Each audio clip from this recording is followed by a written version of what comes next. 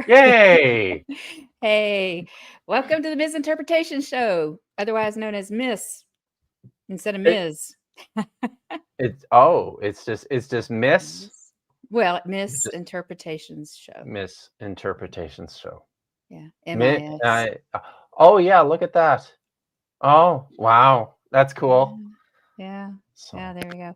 Hey, this is Kipp Davis. hi How you guys, doing? I'm Kipp Otherwise known as Davis. Dr. Kill.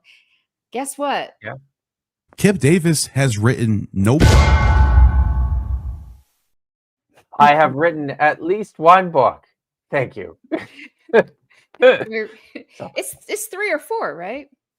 so I published my dissertation, and I mean I guess I technically didn't write, although it feels like I wrote. I'm an editor. I was a text editor for 2 volumes of editions. Most of them turned out to be forgeries. So does that count? Not sure. And I believe both of them have been retracted by the publisher.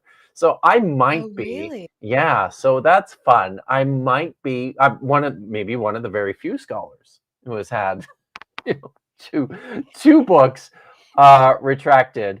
And usually that's That's a people will, likely story. yeah. Okay. So people will do this, like when people know nothing about me, or when they they're trying to be critical, they'll often do this. They'll be like, "Oh, look at these books that his name is on, that the publishers thought were so bad they had to be retracted." But without knowing the full story behind those, and just I don't know how much you've watched of my stuff with forgeries, but Well, what I know, and then I'd like for you to tell us more, yeah, is that basically you are invited to take a look at some, as a Dead Sea Scroll scholar, take a look at some fragments, and as you and the team that you are with were examining these and trying to verify them, you basically said, "Eh, no, they're yep, forgeries." After yeah, and there's like so much amazing, cool, crazy information about how the scrolls and fragments and the owner, how people came upon these, and did it have something to do also with the Museum of the Bible, like, or is it, yeah, yeah, yeah, yeah. you can tell it much better than me. That's what I know, but Maybe, yeah. Maybe we should talk about that sometime. okay, Because yeah. it's fun. But so yeah, I was a postdoc in Norway, Mm. working on the Skøyen collection. And in the process of my work there, we figured, you know what, these are probably all fakes. And our uh, well, some of us in the team, this is a bit contentious, but some of us in the team were like, we should just, we should just be honest. We should just, publish them and say, we think these are probably forgeries, right? Yeah, Continue to go ahead and publish them, but go, hey, look, these are there's like major problems with these. yeah, yeah. Might still have been retracted, but those who were overseeing the publication didn't want that, so we ended up, yeah, it was a bit of a mess. And So then so they were published, but not not informed. The reader yeah, was not informed that yeah. these were In probably fact, forgeries. it's even worse, because we were asked to isolate. There's 32 fragments in Skøyen's collection. We were asked to isolate which ones we were sure were forgeries, and we're like, we're not sure any of them are, but that's not how science works. Like, it's, yeah, it just, you can't. I don't know. We can make educated guesses at this point. So we went through this long process of sort of weeding out the ones that we were like really confident Hmm. about. So we ended up taking 9 out, and the decision was made, well, let's just remove these 9 altogether, and then just publish the volume without those. But like, lots and lots of people noticed right away. They're like, what the fuck is going on here? Sorry. they're like, what is It's going okay. on here? Because It's okay. because it's like, yeah, and one of the articles, it was like one or two of the articles were written by other people before this decision was made, so there would be references to these fragments that were removed from the book, still in the book, and people are like, what? So it was a big mess. But Wow. and That then is a mess. while I was working on the Scoian fragments, I was asked to join the team working on the Museum of the Bible fragments. Mm. And this was all, I was like, in my head, this was all, I was just like, forgeries right now. So I was comparing and contrasting stuff that they had with stuff that I was seeing in Scoian, and then I started waving my arms and going, guys, I think these are, I think a lot of these fragments are forgeries too. But I was told, well, I was one of the editors, but I was told that the individual writers, because everybody, there was like a separate scholar that had their own individual fragment. I was told that I could make suggestions, but that ultimately those sorts of decisions were left up to if the each individual writer wanted to say something about whether they thought this fragment was a forgery or not. It was up to them. It wasn't up to me. And I was like, okay, Mm. I guess. So yeah. Mm. And then it yeah. But then shit hit the fan, and I spent like the next 5 years of my life working on the forgery question for the Museum of the Bible. But we're not here to talk about that. Well, it is, but it's fascinating. It's fascinating, It is. and not everybody maybe here knows all of that, so it's kind of cool. Kind of cool. I do have a video about it on my channel. I think I have seen it, but yeah. Do you So remember what it's called? I can I can offhand know, but I can pull it up quickly and let you know. So it's yeah, it's if I can figure out how to navigate this stuff again. Let's go here. This is the easiest way to find it. It's in my Dead Sea Scrolls Unapologetically playlist. It's called the Dead Sea Scrolls Forgeries in Private Collections, a response to Craig A. Evans and Sean McDowell. Mm. So, yeah. Gotcha. Okay. Yeah, Brandon's like, yeah, ethics. Yeah. Poetry stuff. Oh my gosh. Hi, Brandon. Brandon and I are in Josh's. Oh yes, we're all together. Yes. I forgot. Sorry. Instead of studying Akkadian tonight, here we are. Here we are. And I started up with my Hebrew class again. Yeah, I was tonight. going to ask you, how's that going? Yeah. So, well, we just started up again, and we got to. But the first lesson was easy. We just talked about dictionaries, which is nice. It's a nice way to just ease back into things. Yeah. This is half the Akkadian class. Yes, just about. I'll try to I'll try to live up to that. Oh my gosh. So, Oh, yeah. Okay. Anyway, yeah, we talk about that later too. Okay, so let's jump into your book. Yes, I promised that we would talk next time we talked, we would talk about Job, and so yeah, I have a lot of like what a story, right? What a story. It is like what are we supposed to learn from this story? From the book of Job. Yeah. So, did you read through chapter 5? I did. Yeah. So, because you'll notice right away too that I suggest a take on the book of Job. Yes. Certainly on the chapter 5, I deal more extensively with Job in chapter 16. So you'll come back to it at Okay. some See, point. I'm So, only halfway through, and I wondered if you yeah. did. Oh, So, man. Well, you can and maybe we give me a can, little bit of a preview. Okay. and maybe we can, and maybe I'll just read that section out when we get there. I hate giving spoilers, but sometimes they're worthwhile.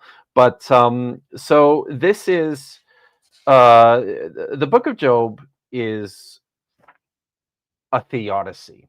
A theodicy is a type of literature dealing with the question of why good things happen to bad people. Yep. Why do the righteous suffer and the wicked prosper? And there's the book of Job, the book of Ecclesiastes, or Kohelet right away are the two great theodicy treatises. I don't know if I can call them theodical. I'm not even sure that's a word. But these are the great theodicies in the Hebrew Bible that go about addressing this question a little bit differently. The book of Job is a moral tale, right? About this. How's she going, Kipp? You're all over the tubes there. Good to see you, Al. Don't fall asleep, eh? So yeah, I'm busy, but so the book of Job is this moral tale of this man that we're told is the Bible. The in the story he's presented as probably the wealthiest man in the world. Oh. The what does it say here? Let me just pull it up. Pull it And up. oh, you know what? I'm not that one. I'm gonna pull up the PDF and share my screen. Okay. And Yeah. That way we can see. Yeah. yeah, I mean, I know he's so concerned about being good that he like preemptively makes sacrifices, right? yeah, Just in case, So anybody in his family, might do something or might have done something wrong without even knowing it, right? So this is and this is kind of the part of the story that I think when people read this story, because lots of people know this story, when people read this story, they think right away that this is there's a couple things at work here. It opens with this drama taking place in the court of Yahweh. The sons of God come to present themselves to Yahweh. They're checking in. They're coming for their next assignments. They're coming back to report on what they've been doing in their previous assignments. This is it's a courtroom scene, a divine court scene. It's the only one. Well, no, not yeah. It's one of the only ones we have in the Hebrew Bible, in addition to Psalm 82. So they come and present themselves, and then it says that the Satan comes also. And hold on a second. yeah, There's something clicking in your microphone. I don't know if you're hitting a cord or something. It might be. It's when you're moving around. Okay, so that probably is me hitting my cord. Okay, I'm sorry. animated. I'll keep my hands down. Cool it. That's right. So yeah, so they it says that Satan himself came to present himself in the council of the gods. And usually I think when English translations handle this particular part of the text, certainly when commenters will go through this part of the story, they will present Satan, and I'll call him that here, that for the moment, but I want to make a correction in a second, as like a nefarious character. He's up to no good. Some of the ways that they describe his activity, skulking around on the earth, up to no good. Yeah. There's going to and fro is going to and fro.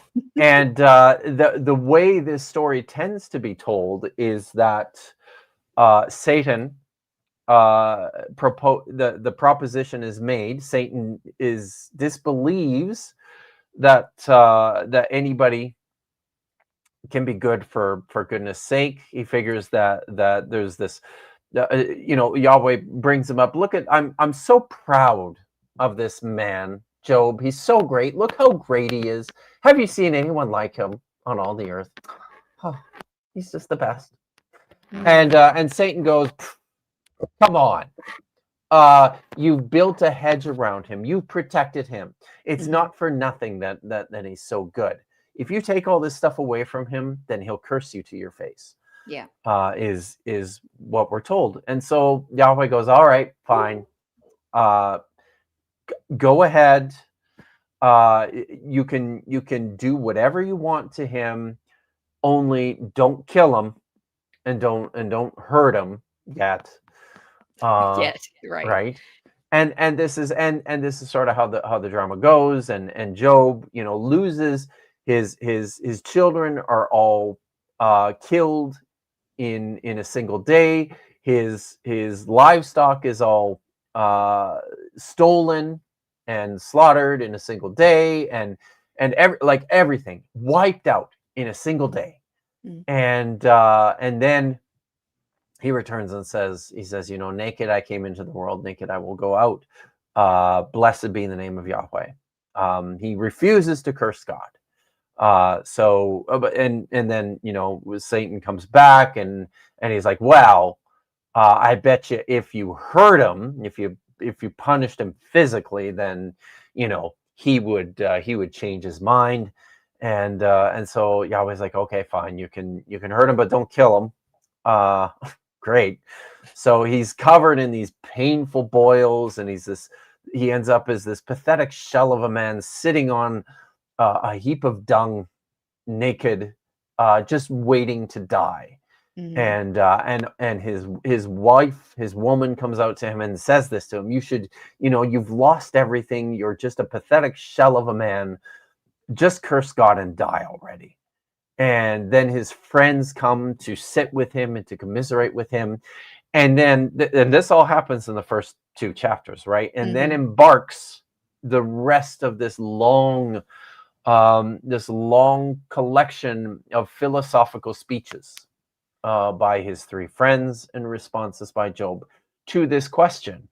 You have lost everything. You should curse God and die. Why do you persist in not cursing God? And Job's response to his friends through this entire thing is always, well, honestly, I feel like I'm entitled to some answers. I feel like Yahweh owes me an explanation for what's happened to me. I'm not going to curse him. He's still God, but I didn't do anything wrong. If I didn't do anything wrong, then why did all of this stuff happen to me? I want him to explain that to me. So that's kind of how this story unfolds. But I think that we miss a lot of things in the beginning part of this story, especially, and our English translations of the story do not help us. So if I can share my screen, I'll just pull up the text, and we can look at this. And I think now in the chapter, and you've read this part of the chapter. Did you know this story very well before, Maren? I mean, not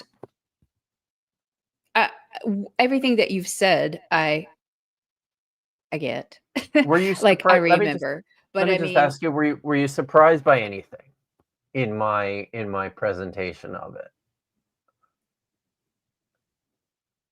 Well, I did want to ask you about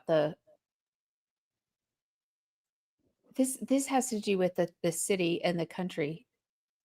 Oh, no, is that the different? interesting. Is that the No. different? No. I mean, maybe if No, you I'm got something missing. like that, not that it's wrong, but No. if you got something like that out of it, yeah. Oh, I had was this your question? Oh, yeah, there was the. Okay. Yeah, I think if I had read your chapter 16, right, Oh, I'd right, yeah. probably have more, because this was I'm- just like the question was like, did Job's sons bless or curse God? That was one of the Yeah, the things that was kind of yeah. interesting. It's like, wait a minute, This is yeah. what is that? But You're Well, maybe I could Yeah. just jump into this. Like Yeah. I begin this with this passage from Kohelet, from the book of Ecclesiastes, and this is not a famous text, but I really think it should be. There is a paradox. The righteous may perish in their righteousness, and the wicked may prolong their evil. Do not be excessively righteous or overly wise. Why should you destroy yourself? Do not be excessively wicked or foolish. Why should you die before your time? It is good to grasp one and not let go of the other. The God-fearer will come out of them all. When I read this every time, I can't help but think that either Kohelet, the preacher, is thinking about Job as he's writing this, or I can't help but think that the writer of the book of Job is thinking about this when he wrote his story, because it's usually the way this I present this story a little bit differently. Let's see here. I actually have to go back up here to start the story. So here the story is introduced. There was a man in the land of Uz. Job was his name, and this man was upright and honest. He was a God-fearer and a sidestepper of evil. Which is, I think it's interesting right away that he's identified as a God-fearer. This is usually taken by commenters as an apt description for a non-Israelite who worships Yahweh. Is usually, Really? yeah, quite often. I don't say any of that in the book. I think there's and part of the reason for that is because I think that's probably part of what's at work here. But I also think that the author of the book of Job has done this deliberately too, to I have sort a of, yeah, go ahead. I have a quick question about the word the God-fearer, right? Hmm. And there was a TikTok that that my daughter sent me. She wanted me to she wanted my opinion on.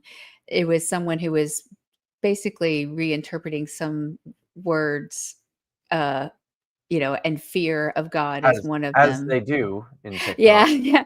And the fear of God was one of them, and it was and her take on it in the TikTok was that it was more awe and not, you know, It's fear. fear the way we think of fear. Um, but when I see what God actually does in the Hebrew Bible, I'm thinking it's maybe actual fear Yeah. rather than just awe, right? But how is That's it here in this uh tied up in it, writing? right? Hmm. I think certainly awe, wonder, respect are all things that are tied up in this idea, but I think it always starts from this fear. It's fear. Okay. Okay. Um Okay. and if you've read the chapter, and I talk a little bit about this in the chapter, that people were legitimately afraid of the gods. You had to be, because and as you and I talked last time, we talked about how gods have big feelings, how Right. everything's amped up to 11, and because of that you just have to be so careful. If you're on the good side of a god, you're golden, right? Yeah. Right. There, and because of these amped up feelings and expressions and responses, that means that God's loyalty is on such a fierce level Hmm. that if he's got your back, then you are untouchable, Yeah. because, right? But then there's the other side of this coin. um if you step out of line, it triggers the deity.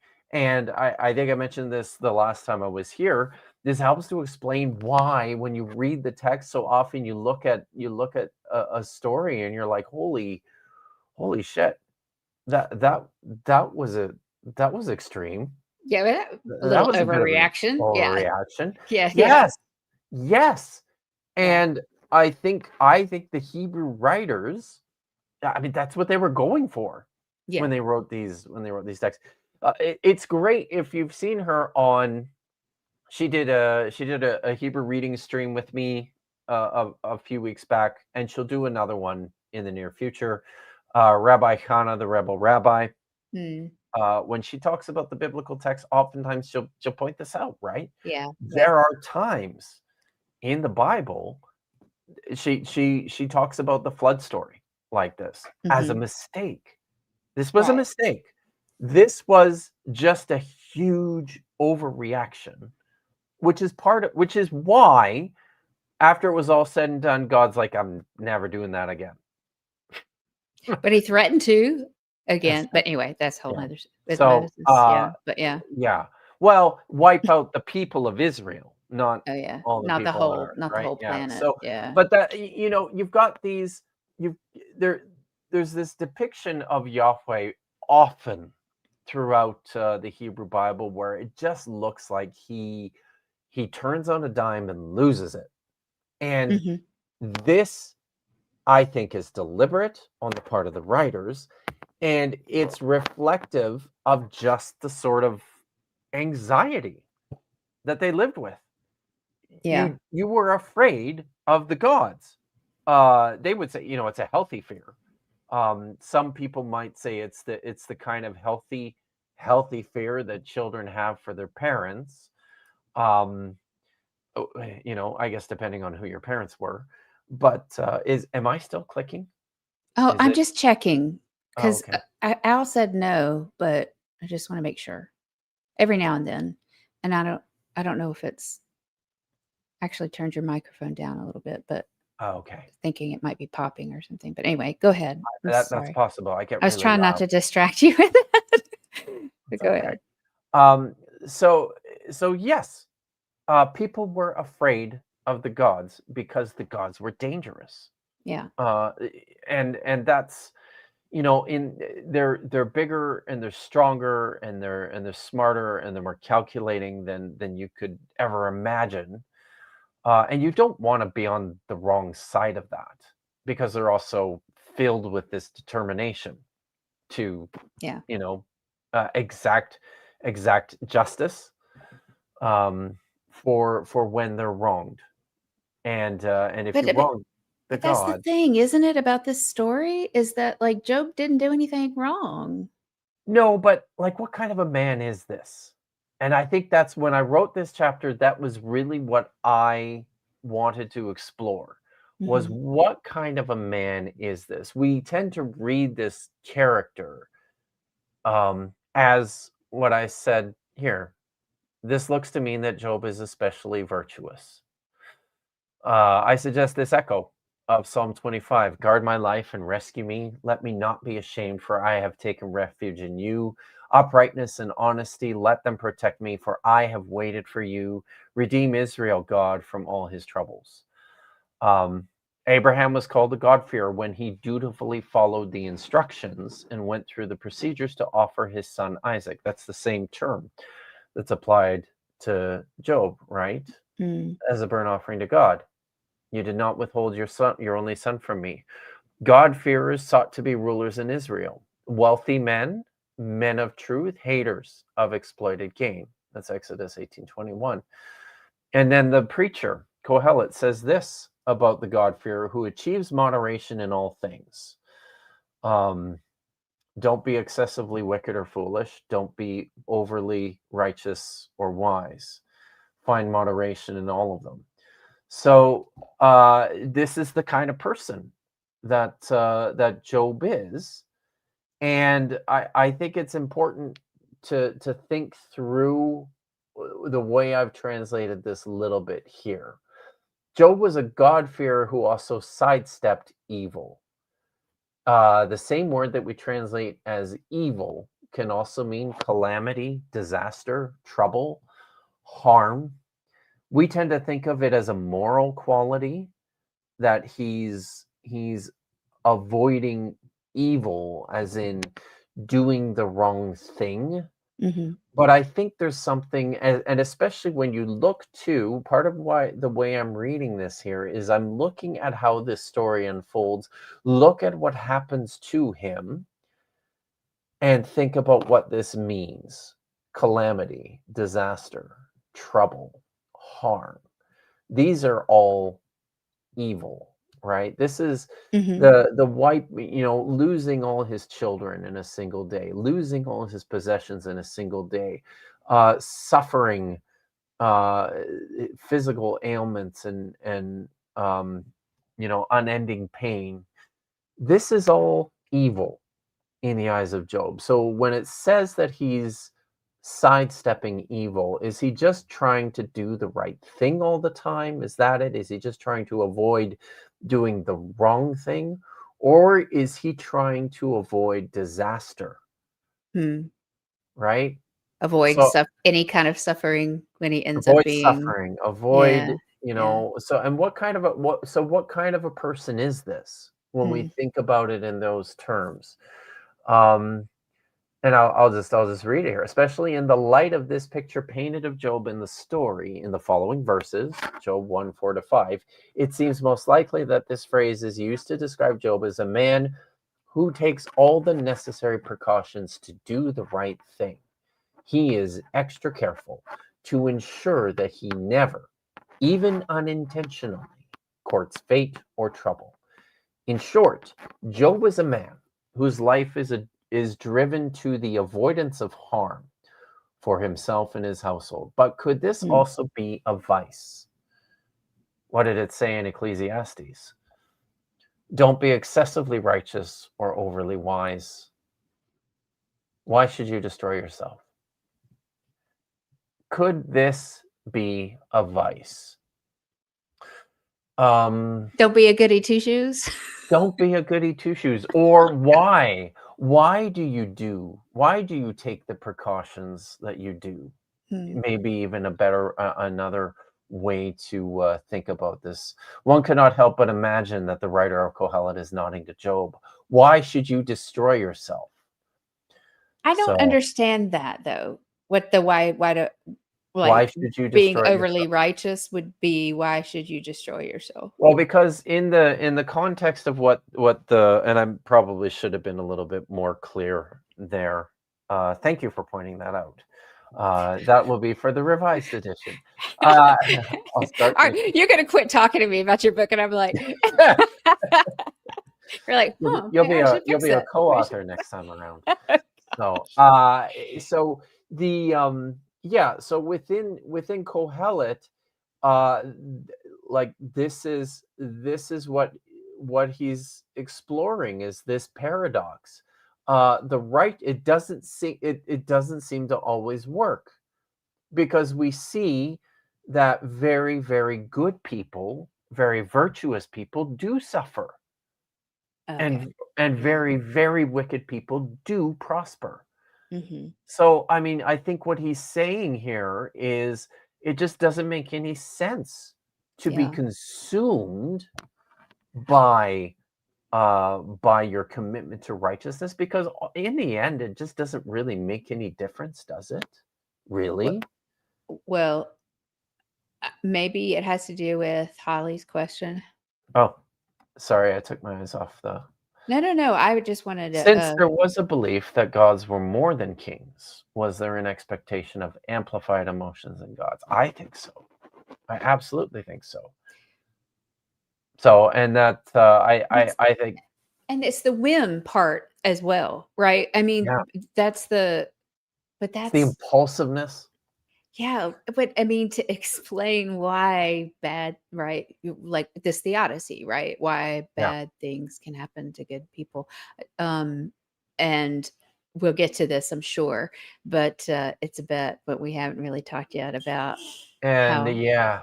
So I Satan. don't, and that's the other thing here too. I don't think this is a bet. Oh, you It's not a don't? wager. It's not. It's not. As I and let's so let me Okay. just All right. let's look at let's read how the story continues. Okay. Let's keep going. There were born to him 7 sons and 3 daughters, and his holdings comprised 7,000 flock, 3,000 camels, 500 pairs of oxen, 500 donkeys, and a very large number of slaves. That man was greater than all the sons of the east. He was the richest. He had Okay. the most. He was the most renowned man. When it says here, all the sons of the east, as I say, and I won't bother reading that part, but there's this common idealization within the ancient Near East, the Hebrew, ancient Israelite worldview included, of things eastward. Mhm. It was thought that life and civilization began in the East. East is a word that also means beginning or of old. So there's a hearkening back to the distant past with this expression as well. So when they say something like this, that man was greater than all the sons of the east, you're thinking about what the writer is thinking about is that all the greatest people are out in the east, all the heroes of the distant past that we think of and that we honor and we renown and we look up to. That's what he's got in mind here. So when he says that this man, that Job was greater than all of them, this is what he's saying. He is saying that this was the greatest, wealthiest man ever to live, Mm. which is why so much attention is foisted upon him in the divine council. Moving on. Now, it was customary, and I want you to think about this as we read this. It was customary for his sons to hold a feast, each on his own day in his house, and they would send and invite their 3 sisters to eat and drink with them. So it was after a round of feast days, Job would send and sanctify them. Then, rising early each morning, he would make a burnt offering. He would make burnt offerings enough for all of them. Why? Perhaps my sons sinned and they spoke rashly of God in their heart. Not perhaps my sons sinned and they performed some sort of wickedness. Mm. Not perhaps my sons sinned and callously, overlooked this moral principle or this quality. No, they spoke rashly of God in their heart. What is Thought that? crimes. Thought crimes. Yeah. Job is worried about the thought crimes of his children. Don't you think that's weird? A little bit. A little Right? bit. Yeah. So like that's and so I think this is all how we color this story. How, what kind of a man is this? He is sidestepping harm, calamity, evil. He's policing the thoughts of his children in because he's that concerned. He's that concerned about stepping out of line. And Yeah. but what? But what we were talking about with the gods with the big feelings, right? Oh, yeah. So That I'm just like, to me, if this is this mindset, okay, I'm modern, right? But this mindset, to me, I keep thinking of David Blumenthal's book Facing the Abusing God, I don't know right? that. That this is a mindset of like not know, like the not knowing when God's going to blow up at him, right? Yeah. And then he does. Okay, but anyway, okay, But you're right. Like, I think no, you're right though. Like, is Job wrong for behaving this way? in this culture, in this sort of a context of thinking. If we're Mm. that afraid of the gods, Mhm. then why not take these sorts of precautions, right? But then that seems from what you're talking about that that's not a that's a way to be destroyed. Or it's not a Well, good thing. It's like it's a over yeah, right. I mean, based on because this is what Kohelet has observed, right? The Kohelet has observed that this doesn't work. It doesn't always work because there are people who take all the necessary precautions and lose everything. Mm, There are people who do not, and they prosper and flourish. So it's a dilemma. It's a paradox for him. yeah, It's a difficult question. yeah. I think this I don't think I was raised to view Job's concerns for his Yeah. children as odd because everyone was overly focused on thought Yeah. crimes at church, right? But I mean, it just seems to be my question that's coming up, and you will address it at some point. You don't have to right Okay. now. Is that there seems to be what you're bringing up here is finding a way to actually make it Job's fault that this happened to him. Do you see what I'm Yeah. saying? So I think But that's what part of the yeah. working out the So theodicy part, and right? I this will come out more in chapter 16 where I Okay. talk about what I think this story is, what I think the book of Job is. I wish I'd read it now. It's like when you read it, and you remove the ways in which we've been taught to read it. When Mhm. you remove all that stuff and you sit down and you read it again, this is an absurd story. Like Job is an absurd character. He is he's the greatest, wealthiest man in the world, um, but is so focused on nitpicking every little detail Mm. of his life and his character and his behavior to the point of policing the thought crimes of his children. And then the way this story ends is absurd. It really is. Uh, and when you see that, and when you start to recognize that this is it's a parody, it's a satire.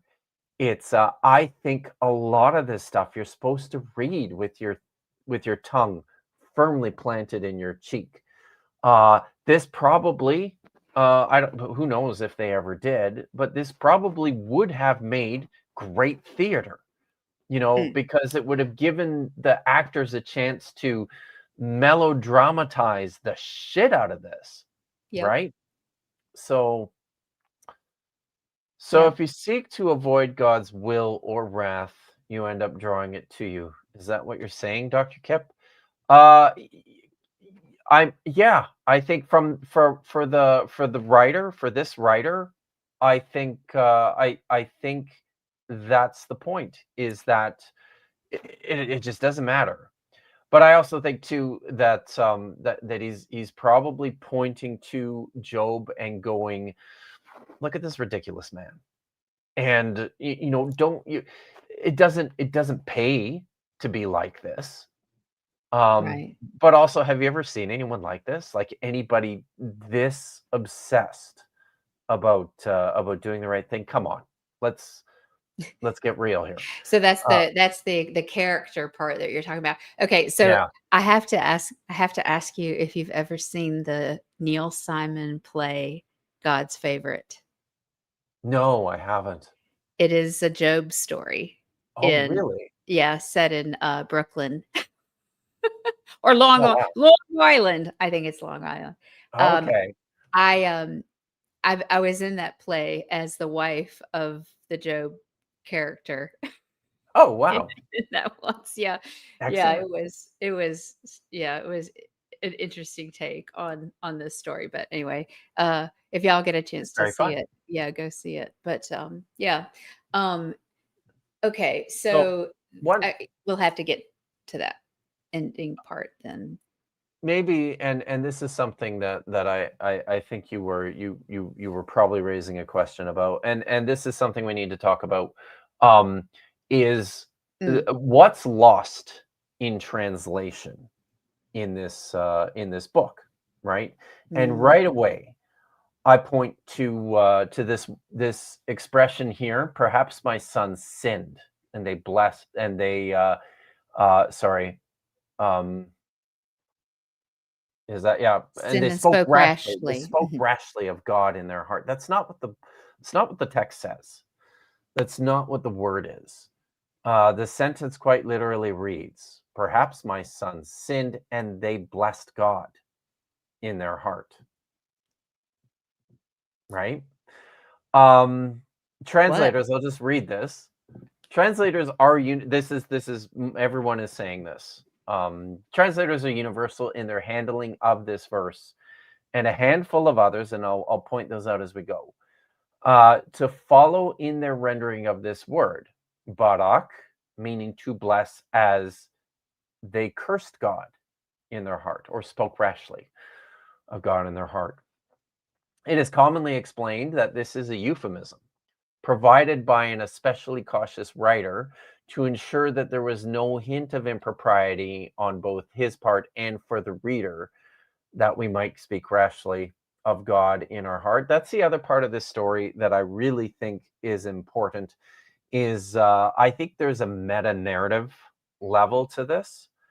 So I believe that when the writer was writing the book of Job, he's also trying to set you, the reader, in Job's place.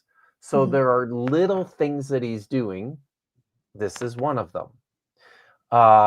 Employing a euphemism so that you, the reader, are not going to be rashly saying something that you might not be able to take back by, cursing God, right? Or even thinking of cursing God, because you're reading this story. Maybe you'll get thoughts in your head, and those could be bad. So the writer is doing this intentionally. This euphemistic. He's employing a euphemism here, not just because he's super cautious about it. He doesn't want to be out of line. But I think that's part of the story. This is how Job is, right? Right. You, the reader, are being put in the position of Job as you're reading this story. That's part of it. It's rather ingenious. It is. I mean, the thought I had was like the everyman. I mean, that idea. I think of SpongeBob. Because I think of SpongeBob because I think SpongeBob is like a more is my daughter's generation version of Gilligan for Yeah, of the things things that happen to him. Anyway, that may be totally off the point, but it is a character that you would identify with, right? That you could put yourself in the place of. yes. So Yes. yeah, and but the other part of the story, the big part of the story is people coming up to him, curse God and die, curse God and die. Yeah. What word is that? What word Oh. are they saying? And curse God. You know what? I have carelessly neglected to even look. So let's see. It's fascinating though, isn't it? It really is. Because Barak does mean bless then. Yes, it does. Let me find, because this is, I believe this is something that his woman says to him. Oh yeah, so And his friends too. Verse 9, yeah. She said to him, his woman said to him, still you are remaining strong in your integrity. And yeah, she says, Barech Elohim vamut, bless God and die. So, I think translators have struggled with this, that the idea that this is euphemistic language because the writer is being cautious. We don't really know. I think it's a good guess, but I also think that we should really pay attention to these places where this word is used, where the reader encounters it and goes, well, that's weird. Why does he keep doing this? Could it be more than just euphemism? I like to think so. And maybe I'll just continue reading here. Is this euphemism unique to Job? I Yes, agree with how. Okay. yes. Fascinating. So, or I should say it's I don't know the rabbinic literature well enough. It's possible that it's been picked up, but if they picked this up, they picked it up from here. So it's there's. I guess that's the thing that it says curse. I mean, it says bless. So why wasn't it translated as bless? Right. Right. Yeah. Or understood as bless. And I think because the story is in large part because I think there's parts of this important parts of the story that are misunderstood. For example, I think this speaks to Yahweh's culpability in what has happened to Job. In what way? Well, I mean, we can get to that here as we move on. So, but I think that's part of it, right? Translating this as curse, because this is, this is the suggestion, right? Yeah. By the Satan, not Satan, by the way. It's the Satan, the adversary. This is a divine being standing up in the Council of El, Right. to report. Yeah. So I'll just read. What if there's more to it? This word, Barak, is repeated several times throughout the story, verses 10, 21, chapter 2, verse 5, and verse 9. The strange usage in 1:5 should alert us to its significance in the unfolding narrative, and it draws our attention back to Job's concern. Is this really the source of his anxiety? Is he obsessed or just so out of touch that his first thought is to police his children's thoughts? So, as Kohel reminds us, it's good to grasp righteousness and not let go of evil. The God-fearer will come out of them all. When read against the preacher's warning, Job's behavior in the first part of the story appears absurd. There is a clear connection being made between his righteousness, his wealth and success, and his tone-deaf piety. This sets the stage for the cosmic drama that follows.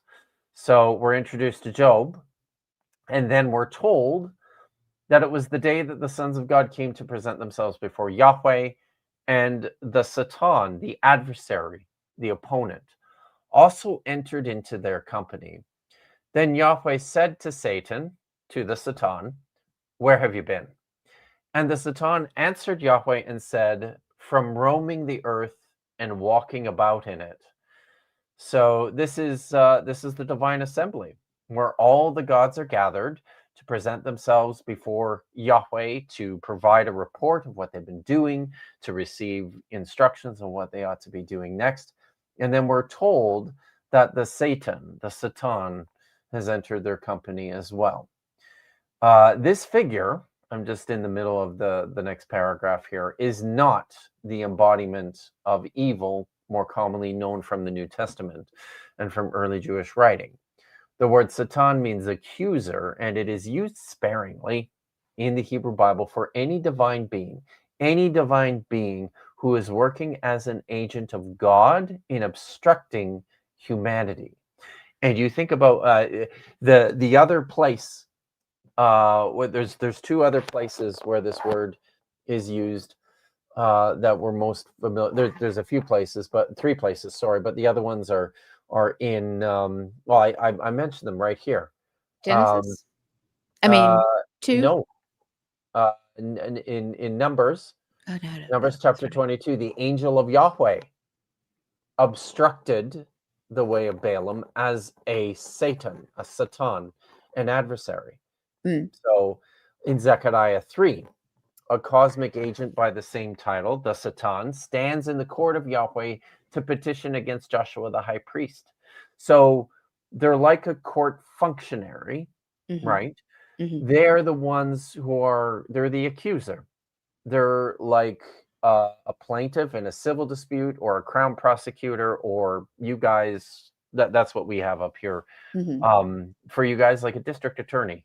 Right. They're the government lawyer who is picking at the people, looking for the problems in order for the gods to fix. That's who the Satan is. And it's not necessarily a figure.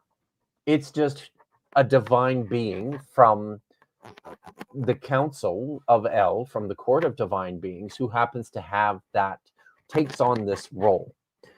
You'll notice in Numbers, he's called the angel of Yahweh. Yeah. He also appears in Chronicles in the rewriting of the story of David's census. He is the one who incites David to number the people who, he promotes this. Okay. So there's just so much with that, right? Yeah. So in this story, that's what he's a court functionary who is. Then he punishes David. I'm sorry. Anyway. Yeah, I know. Yeah. Okay. I know. A story I do not deal with in the book.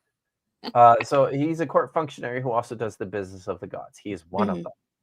So the accusatory or challenging business of. Yeah.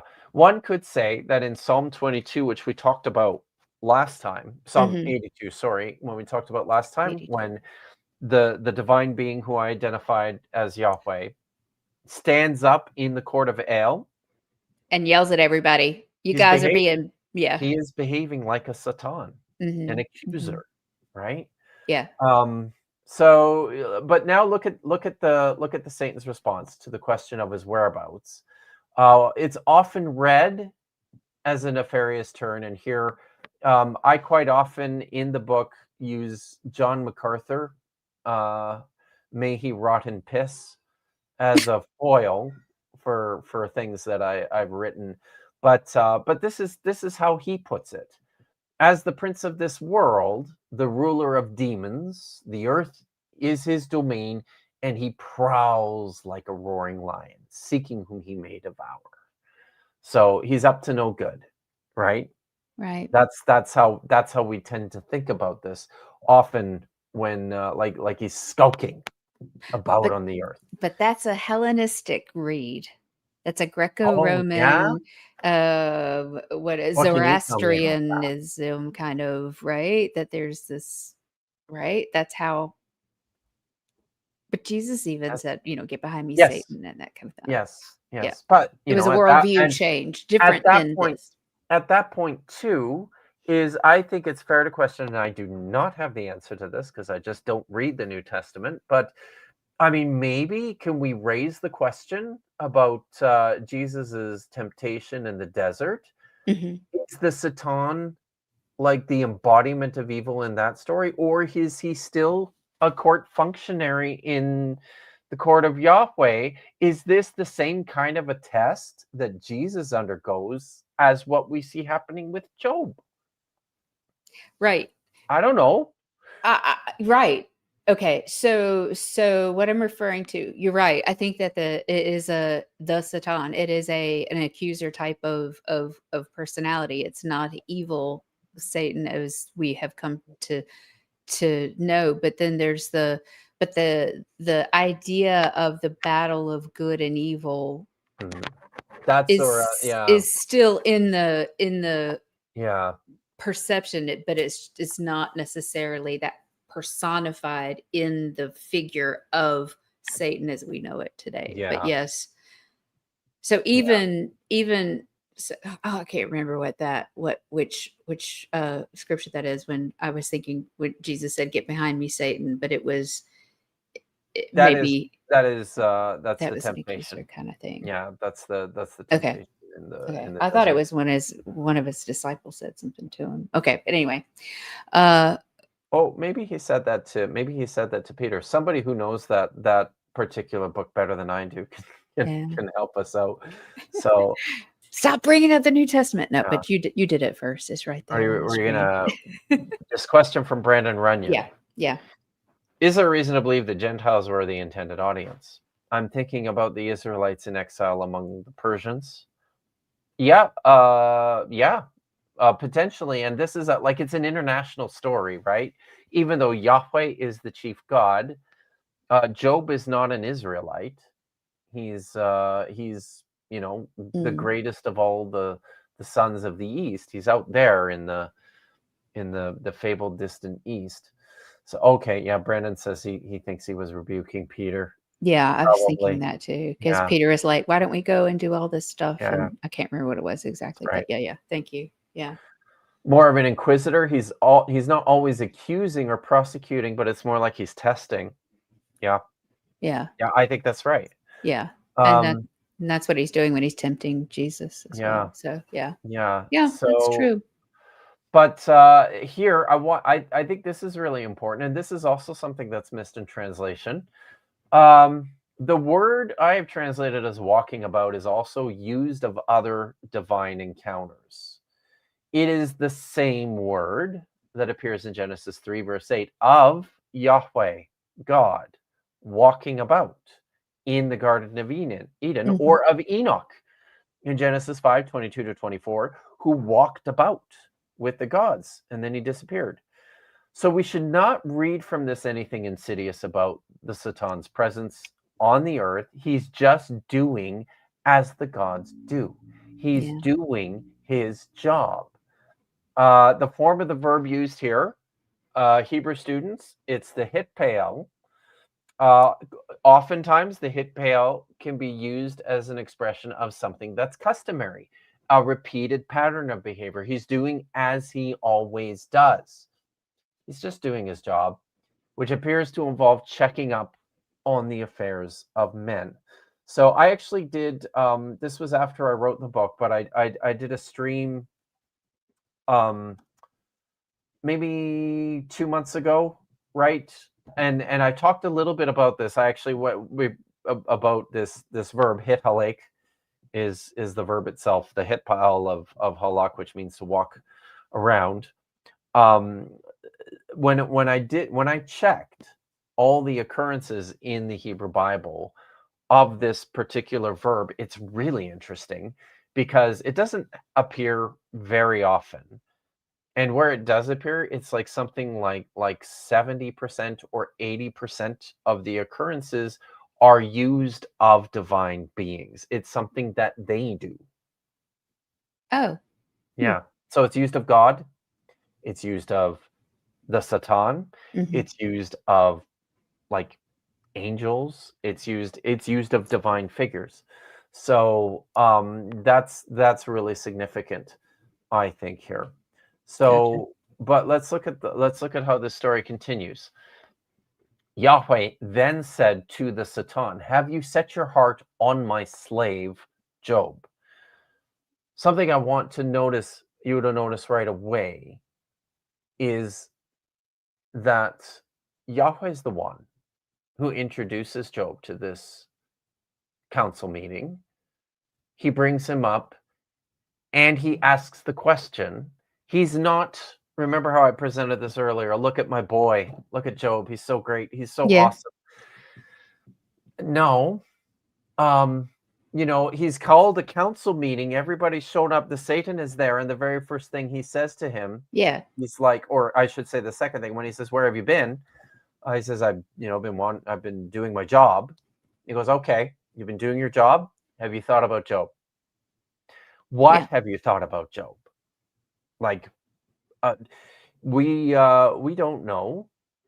He says this to follow up. There is no one like him on earth, a sinless and righteous man, fearing God and sidestepping evil. This is what Yahweh sees when he sees Job. And the Satan responded to Yahweh and said, "Is it for nothing that Job fears God? Have you not built a hedge around him and his house, surrounding all he has round about? You have blessed," same word, It's the same word.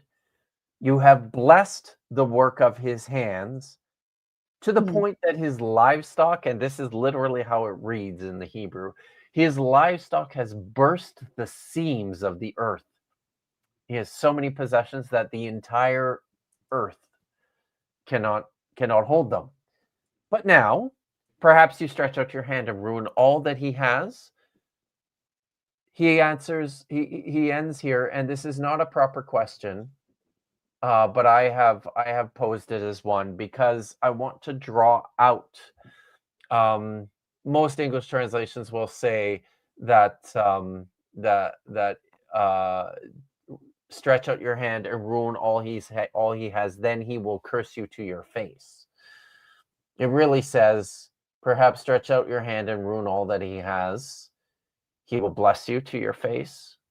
Is this a question? Will he continue to do this if you stretch your hand out and remove everything he has? So, so that's kind of what I'm thinking. I note here in the following paragraph, there's a repetition of the word Barak in Satan's response. Yahweh has blessed the work of his hands in verse 10. But then he turns the question back on Yahweh. Will Job continue to bless you if you remove your protection, your blessing from him? As in verse 5 above, translators are agreed that this is a euphemism. Stretch out your hand. This is the NRSV. Stretch out your hand now and touch all that he has, and he will curse you to your face. Again, it's not the word there. It's barak. It's bless. But if we are missing the consistent usage of the word throughout this story, how much of what's going on are we missing? Yeah. Like if you don't see the euphemism here, but then also if you don't see the connection of this word to the fact that Yahweh has blessed the work of his hands, right? Right. This is an important word. Well, then why do they keep translating it curse? I don't know. Probably why because you experience the so story much the way Hebrew readers would experience the story. Yeah, and part of the reason for that is because they're guessing, right? It must be this way as a euphemism because the writer's super cautious to not use the word arur, is the Hebrew word for curse, for Yahweh, right? But I think it's really important. I think it's important that we see this. I suggest the fact of the matter here is that this is the source of the dilemma for Yahweh, that he needs Satan's help to resolve, to discover the lengths of Job's piety and the relationship between his virtue and his good fortune. How closely are Job's personal devotion and his obsessive acts of religiosity connected to his own efforts and precautions taken to avoid harm and to preserve his wealth? The answer to that question hinges on the nebulous appearance of blessing. Does Yahweh bless Job because he thinks he's righteous? Does Job bless God because he worries about losing it all? Is Job really a God-fearer, or is he a fraud? Is he doing this out of legitimate fear, or is he just going through the motions? I think that's part of this. I think Yahweh is interested in this. It's not so much how far can we push a man. I think it's what's at the heart of this. Is this legitimate piety, or is this just Job going through the motions in order to in order to gain my good favor? Does he really mean it? I think that's part of this. I think that's part of what Yahweh is asking. Yeah, but I guess is the Hebrew version of God not all knowing? Like, why would No. Oh. right? See, yeah. Okay. So now you're no. No. See, that is the other part of this, and this is the part where another part where people will get confused, right? Mhm. Because we've got this post-Christian view of God that we bring to these stories. Like these are legitimate questions that God has. He doesn't know everything. He Yeah, knows more than anybody else. It's right. not everything. It's just He like can't. the extreme human, right? Bigger bigger bigger feelings, knowing more, more powerful, all these things, but still not not what we not what we think of when we think of God as all knowing, all Yeah. powerful, all loving, all Yeah. that. Yeah. Yeah, exactly. Hmm. Hmm. That's a great point that Brendan brings up here. It's almost like Job and others are slaves of Yahweh, and Satan's job is to find the disloyal slaves. This reminds me actually of another parable of Jesus's. There's the parable of the talents. The wealthy Mhm. landowner gives money to three of his slaves Mm. because he's going on a journey, Right. and when he returns, he's checking up to see what they did with the money while he was away. Did you do something good with it? Did you invest it? Did you make my money work for me while I was gone? Right. Or did you just bury it in the ground? So it's not exactly the same thing, but I think that's part of this. I think it's akin. I think it's a similar type of. I mean, if the point is the fear, right? Yeah, Are they afraid of doing something wrong? But I mean that. But then it's the. Of course, they're afraid of. People are afraid of doing something wrong because it's so capricious. That's the word I was thinking of. yes, If the gods are the cause of the chaos or the suffering and the like the whimsical, whether this person gets a certain amount of suffering or that person gets amount of suffering, then it's that mindset that I was right, talking about. And yeah. Oh, whoops. Okay, so I was a bad writer, for making everybody wait until chapter the 16. end of chapter 16 to finish the story, right?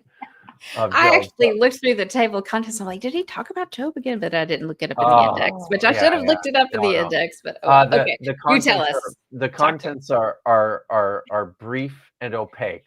but the index is You clear don't though. learn a lot from reading the contents, unfortunately. It's true. Yes.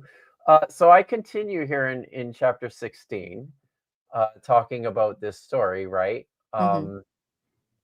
The story of Job was likely popular. He lived in the distant past, was wealthy and successful by any measure of the day, and yet became a pawn in a divine wager to answer a question about the relationship between God's favor and man's goodness. Job's vast holdings and his happy existence are in play as Yahweh and the Satan attempt to settle the questions. Does Yahweh bless Job because he thinks he's righteous? Does Job bless Yahweh because he worries about losing it all? Mm. This is where we left Job in chapter 5. When we pick up the story, catastrophe strikes, and in the space of a single day, Job loses everything. His possessions and wealth are taken by marauders and consumed by natural disasters in chapter 1, verses 13 to 17. His children are killed in verses 18 to 19. Then Job rose up, he tore his robe, shaved his head, fell to the ground, prostrated himself, and said, Naked I came out of my mother's belly, so naked I shall return there. Yahweh has given, and Yahweh has taken.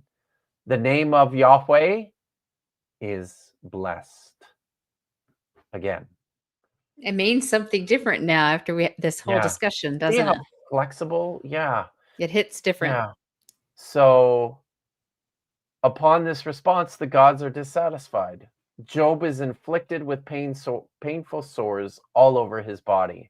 In chapter 2, verse 2 to 8, this all takes place inside of the first 2 chapters of a much larger book. It is the part of the story that most who know it will recognize. But the majority of the book is a philosophical treatise. Proceeding from the brief narrative introduction, Job is then visited by his 3 friends, Eliphaz the Temanite, Bildad the Shuhite, and Zophar the Naamathite. By the way, Bildad, I'm told, was the shortest man in the Bible. You know this, don't you? Are you familiar with this? Bildad? Is he the one that was like supposed to be king, but then his No. feet didn't touch the ground? No, okay, so No. no, I Bildad, don't know this. he was a Shuhite. He was a I don't. Shuhite. There we go. Okay. Hey, Nitty. Hey, Nitty's here. Good to see you lurking, Nitty. Yeah. So his friends show up in his darkest hour, and they engage in dense. I'm sorry. I have a poetical really discourse. important question. Yes. How high is a Nama then?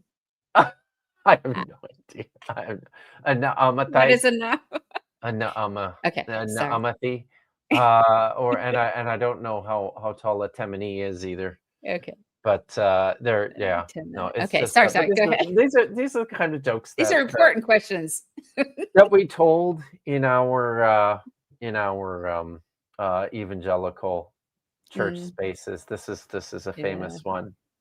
So they all his friends come to engage in this dense poetical discourse on the question of Job's suffering and God's hand in it. And I have to point this out too.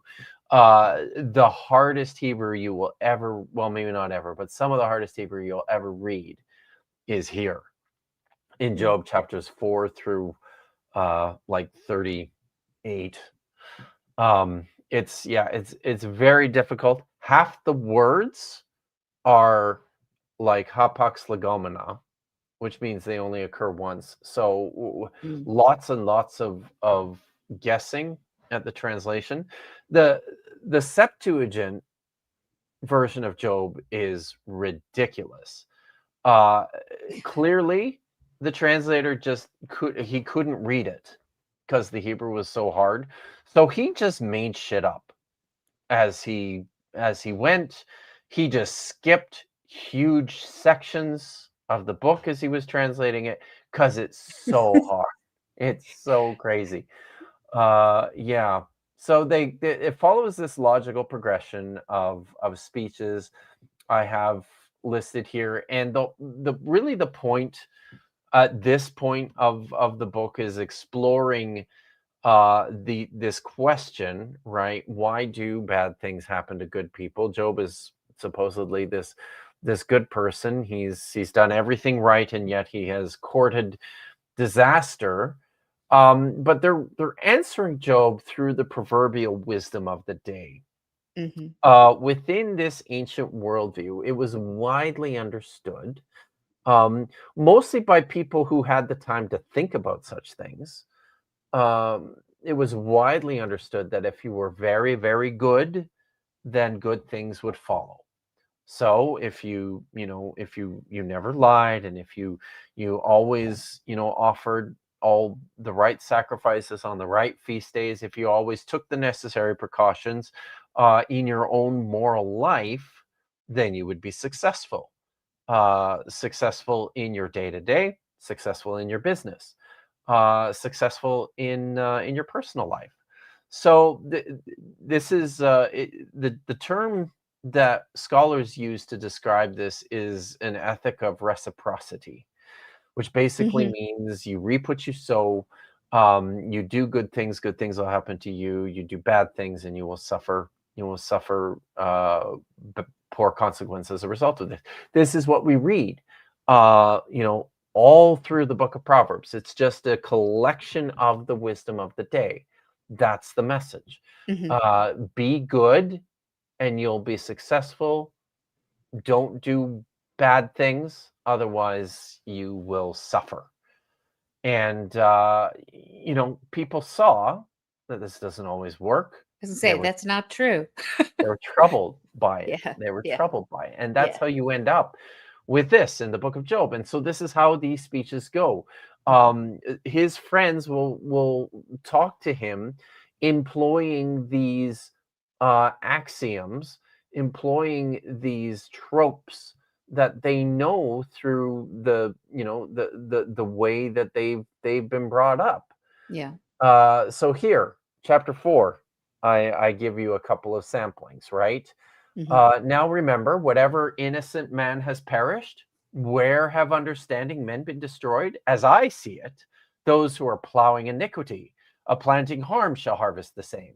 Mhm. By the breathing of a god they perish. By a blast of his nose they are ended.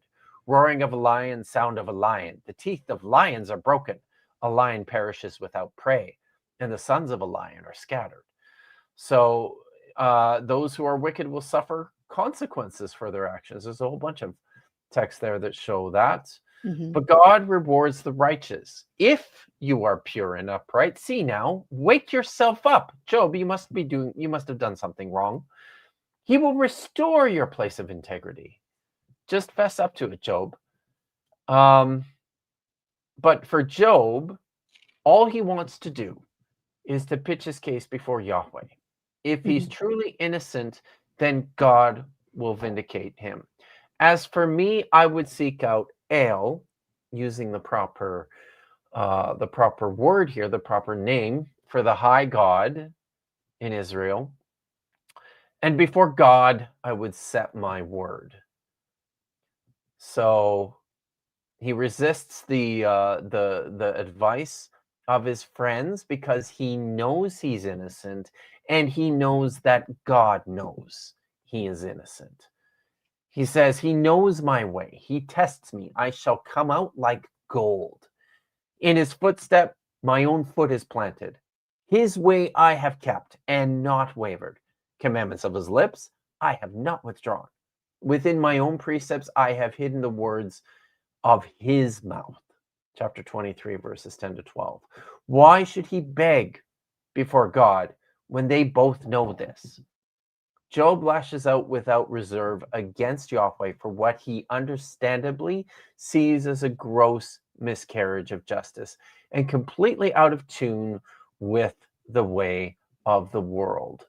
So, it's this is how this story goes. It's this cycle of speeches from his friends and these responses from Job, which basically follow through like this. His friends are going, we know how the world works.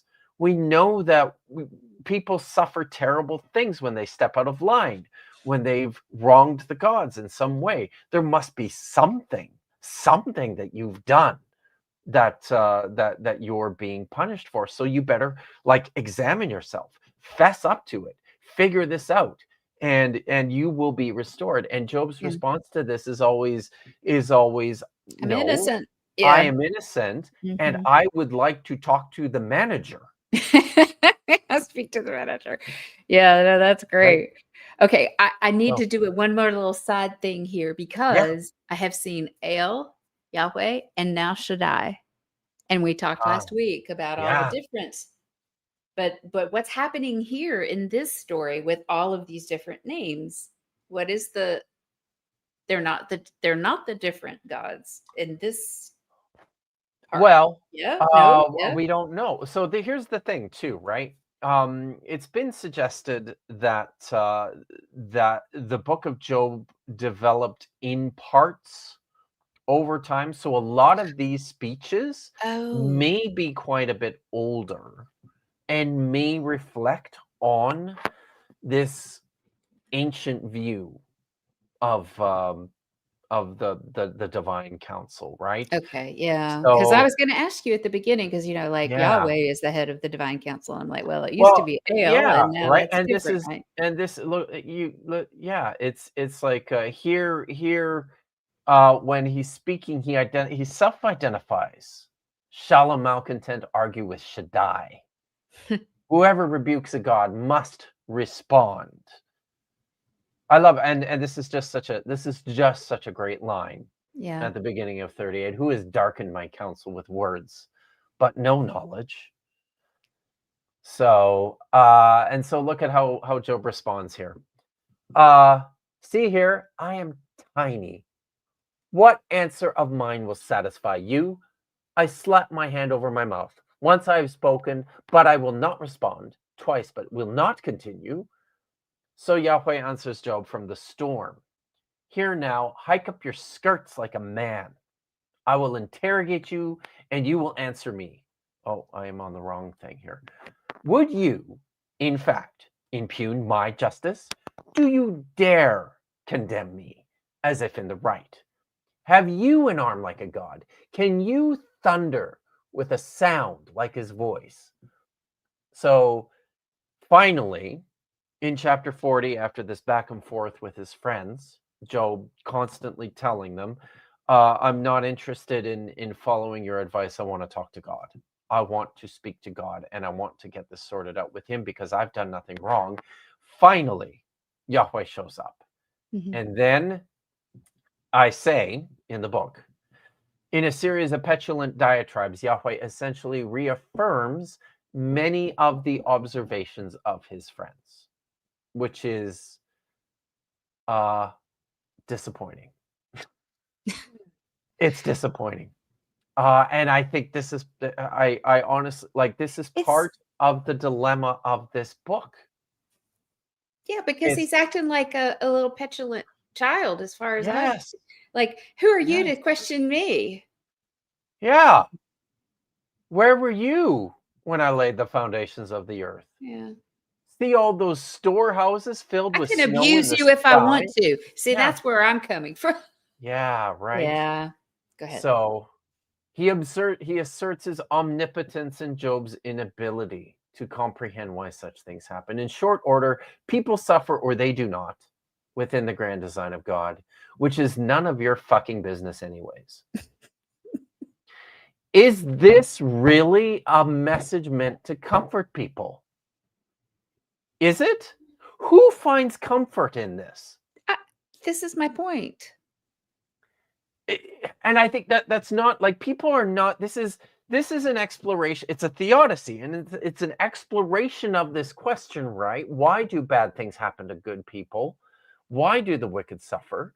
But it's not one that ever gives you any good answers. It's like, well, fuck. This is how life is. I wonder. Yeah, what Yahweh's desired outcome was of the original, hey Satan, take a look at my friend Job here, right? Yeah. What was the point in bringing Job to the Satan's attention in the first place? I think that's what Holly means, and that makes me think of that too. But could this be, now that we're like talking through this, because before it's like, what lesson are we really supposed to learn from this? But the whole struggle, all the different speeches, and still, Job really, he really didn't do anything wrong. And then what we get again from the speech of Yahweh in this is this capriciousness, right? It's like, who are you? Yeah. Like, you are tiny, you are an ant, don't even, why are you even talking to me? I do whatever I want, right? And so that might be the lesson here, is that we just don't know why the righteous suffer and the wicked can prosper. No, I think that's, I kind of think that's the answer here, right? It's just we don't know. But it seems pretty fucking awful and unfair.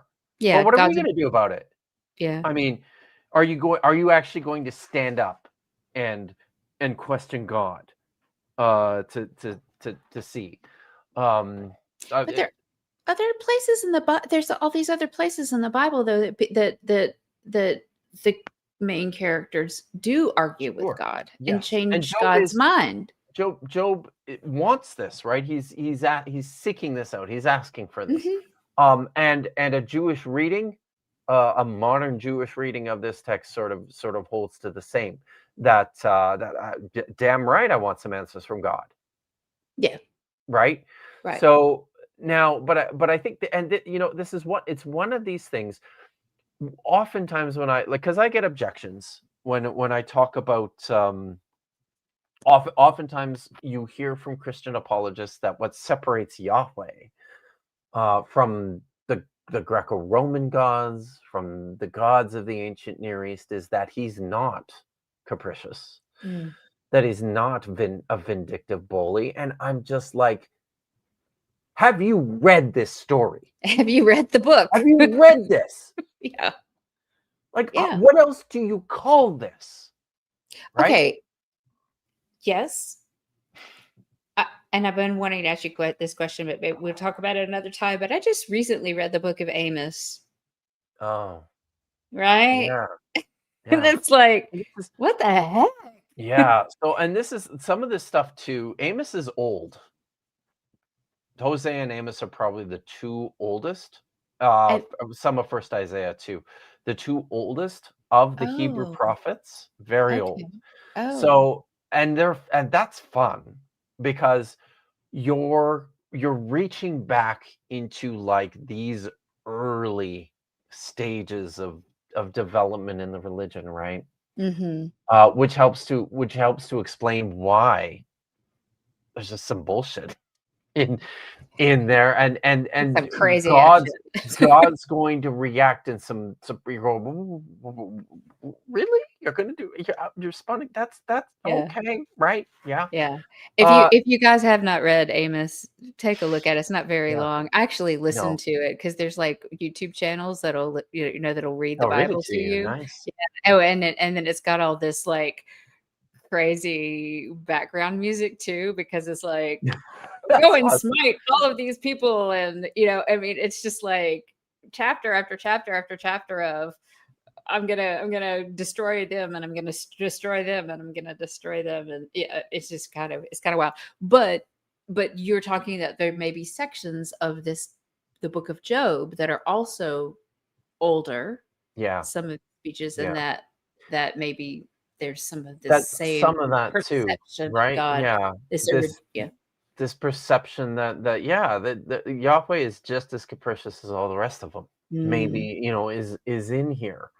Yeah. So this is a quote from Stephen Bridge, who wrote. This is from a short introduction that he wrote on the Old Testament. He's a Christian scholar, by the way. I believe an evangelical Christian scholar. So good for him. If Job's experience is at all indicative, then such misfortunes are either the result of some cosmic contest between God and his celestial cohort, or part and parcel of the unfathomable ways of the Almighty, and therefore utterly beyond human comprehension. Reading this book from Job's perspective locks the reader into a conceptual stalemate that is impossible to resolve. And that's a part of the point here, right? I used to think that I no longer think this, but I used to think that this is probably how the earliest form of this book ended. After Yahweh goes on his series of long speeches about how amazing and awesome he is and how puny and stupid Job is. Job is silenced into resigned acceptance. And he says this. There's a couple of ways you can read this. I'll do this just as neutrally as I can to start. I know that you are capable of everything. No schemes are beyond you. Who is this darkening counsel with a dearth of knowledge? He's repeating back to Yahweh his question. To wit, I have held court, but I do not understand. Things too difficult for me, so I do not know. Listen now, I myself will speak. I will interrogate you, and you will reveal unto me. So again, he's repeating back to Yahweh what Yahweh said to him. By my own ear, I have surely heard you, but now my eye has seen you. So then I give up. I repent in dirt and ash. No, I think it's important. It's really important because we have texts on the page and we can't hear it. So I'm asking, can you hear it in his voice? Is it piety? Is it regret? Is it humility? There's ways to read this, the exact same words, but you can read it differently. I know you are capable of everything. No schemes are beyond you. Who is this darkening counsel with a dearth of knowledge? To wit, I have held court, but I do not understand. Things are too difficult for me, so I do not know. Listen now, I will speak. I will interrogate you, and you will reveal unto me. By my own ear, I have surely heard you. But now my eye has seen you. So then I give up. I repent in dirt and ash. So what is this? Is this an earnest response by Job? Is he responding to Yahweh and going, "Oh my God, you're so amazing, and I am really this stupid"? Is that what he's saying? I feel like it's like laced with sarcasm. Yeah.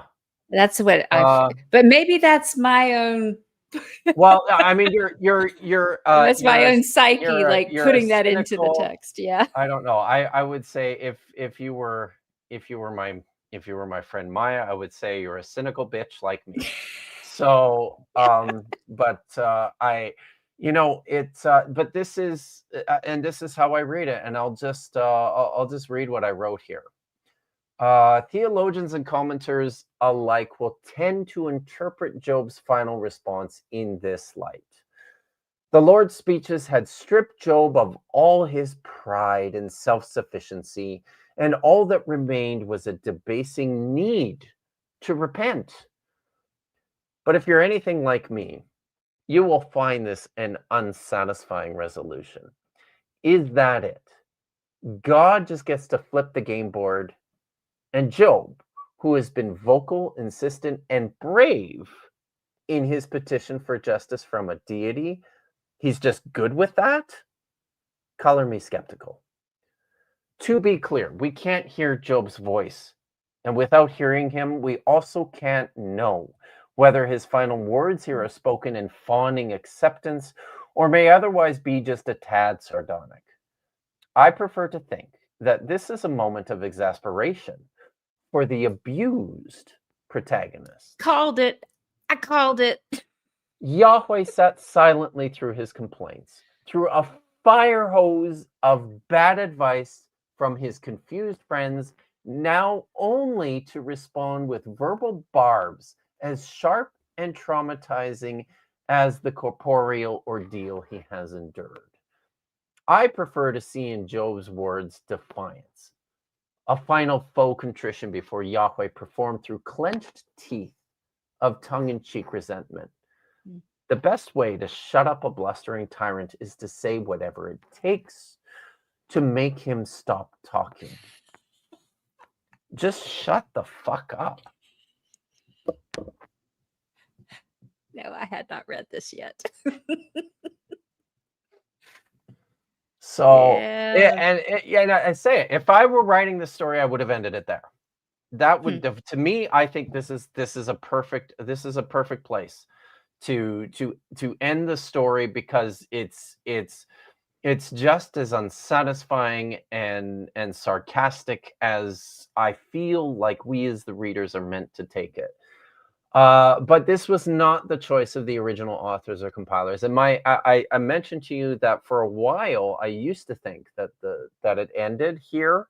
But after doing a lot of reading and thinking through it some more, I actually don't think so. I do think that there's an epilogue appended to at the end of the book of Job, where after all of this, after Job says this, Yahweh leaves. He shows up and confronts all of his friends, and he gets after them, and then he restores Job's fortunes.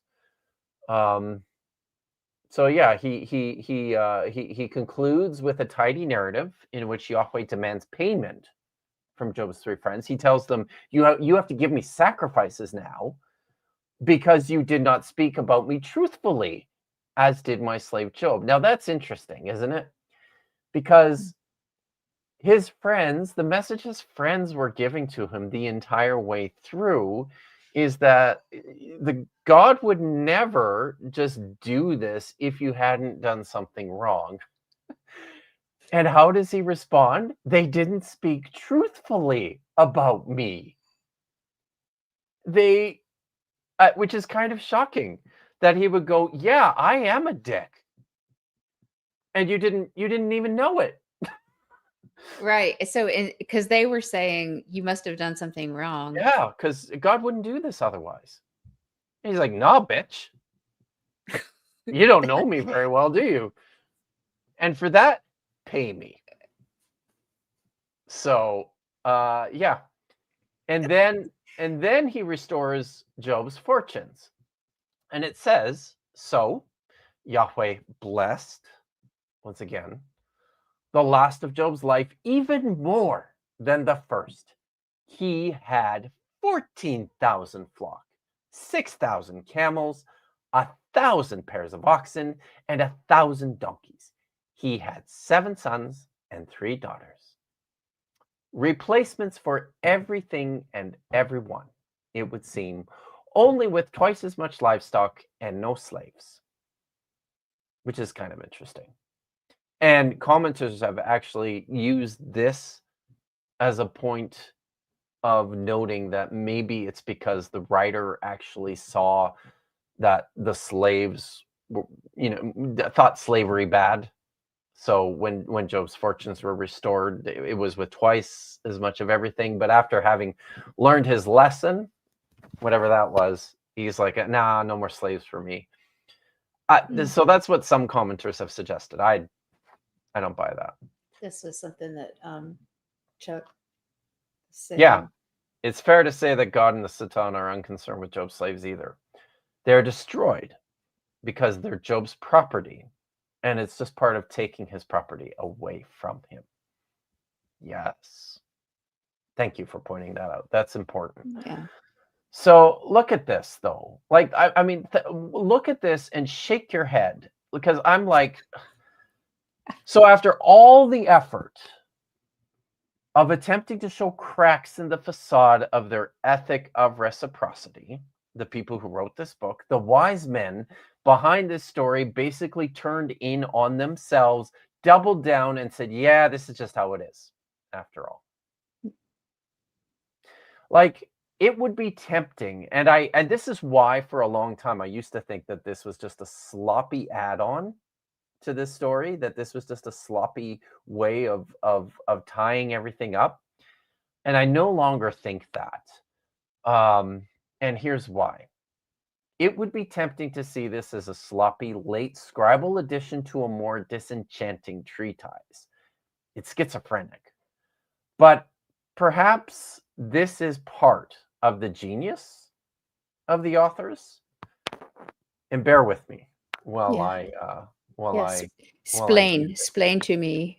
So in chapter 5, we explored the character of Job as an absurd prototype, a caricature of the ethic of reciprocity, the impossibly wealthy man whose own piety is farcically exaggerated. The trite conclusion provides, maybe, an on-the-nose reveal to the reader that this is not a serious story. This is a fiction. The meaning is left open to all of us in forming our own conclusions about whether there is anything useful or redeemable to be gained from the futility of suffering. Maybe that's the point. Maybe the point is, and the reason that it seems so bizarrely unsatisfying in the end, is that the real message here is that you can't control anything. The righteous will suffer and the wicked will prosper, or they won't. You know, you could have all your possessions wiped out in a single day or not. God is ultimately in control of all these things, and he won't reveal to us why the world works like this fucking mess. So, you know what? Uh whatever you decide is most satisfying to you. Maybe that's the answer of this book. And this is a quote I end here with from John Collins. We might think initially that Job was restored to his original state with some enhancement, but he ought to have learned something from the experience. No great confidence could be placed in people who professed their friendship when he was restored, when they had been absent in his time of need. And he should know from experience that all the newfound wealth and family that he is given at the end could be lost again in one bad day. Never again should Job be so confident that he would grow old in his nest, or that other people were not worthy to be put with the dogs of his flock. So, like, it's just, and that's, you know, and ultimately, I think Job is great because, and so is the book of Ecclesiastes, which I talk about after this. But these are really some of the best parts, I think, of the Bible, in large part because they're some of the most secular parts of the Hebrew Bible. They're frank and they're real about the world in a way that I think we as skeptics can understand it, the way that we have chosen to process things. You know, there aren't any gods out there who are going to help you. You know, but there's also not any gods out there who are going to harm you either. Right? Yeah. So, but on so that, and maybe that's the difference here for this book, at least. I think it's possible. I think it's possible that that Kohelet could be an atheist, but but like, you know, a 19th century colonial gentleman sort of atheist. I think that the epilogue extends the resignation of the lack of control we have. Yeah. Right? Yeah. Like, it's just it's all things, that's it, right? Things happen to Job. Yeah. He doesn't actually do anything. Right? Well, And when I he think does things, it doesn't seem to make any difference. right.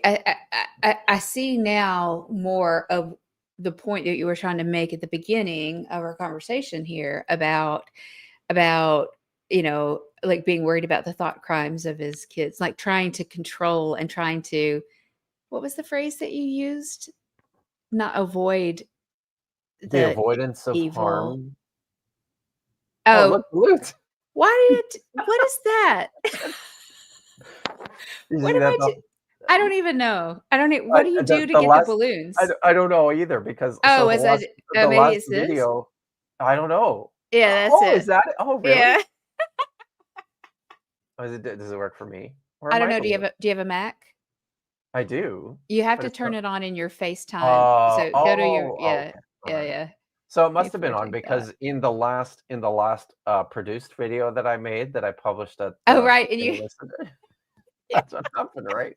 that was, And I'm like, when I saw I was editing, I'm like, God damn, shoot. But and everybody was like, no, man, just leave it in. It's just leave it. hilarious. It's Yes. funny. I know. But so yeah. Yeah, that he was trying to control, and that's the point, is that we just Yeah. can't, we just don't have any Can't do it. control over Yeah. And this. I think that's part of this, right? Like, look at this silly man who worked so hard to control all these things, and look what happened to him. And then in the end, like, I think it's kind of dark if you can read that conclusion as kind of dark, he gets everything back, but you know, it happened to him once before. It could happen. Think of the Could happen. pain that he suffered going through all that. How much is he now imprisoned to this memory, imprisoned to these feelings of massive anxiety about all these about his possessions and his wealth and his children. How much anxiety does he have about their security moving forward? Well, it's Like, absolutely. I mean, especially since he was so religious before, right? And and I mean, and especially now that he knows God just does not fucking care. yeah, Like he knows this now. He had his audience with God, and in the end, God doesn't care. yeah. So That's the thing. It's like why it's hard to like it takes this kind of time to really delve in and really and see this, this is really cool to see this from your perspective this way and to dig through. And I think, when you asked me about how familiar am I with the story of Job, I think that, I've tried to read it many times. I don't know if I've actually finished it because getting into those speeches, I'm like, oh, oh my you get lost God, in it, right? like Yeah, just over and over again. I It's can't the imagine same reading shit. it in Hebrew if it's even Oh, worse than that, right? Because it's Hebrew hard in Hebrew English. that you can't read, right? Yeah, Nobody can read it. It's yeah, like, it's very and hard. maybe, and But no, go ahead. Sorry. I was gonna say, but getting into this and seeing it this way, when I've done the cursory overview of looking at, like what is the whole point? Because it just seems like God is a jerk. He's just a jerk, right? He really is. Yeah. Yeah. In And this story, he is. and we're still at that point though, aren't we? I mean, Yeah. So uh, I'm kind of obsessed with this because I think it's like I think the writer on the language question, even that's something that I've wondered about, right? Because I think the writer of this story is such a genius. I see the whole thing in this meta narrative perspective where some of the feelings that we feel as readers, he's he's evoked those feelings as a way to just immerse us into what Job is feeling, right? But maybe the choice to write this book in incomprehensible Hebrew is part of that. Maybe maybe the writer was like, uh, made this as dense and opaque as possible because he wanted us to feel like that in the presence of God. Like, I hear the words you're telling me, oh, but they make no sense at all, right? that's the point. That's fast. That's interesting.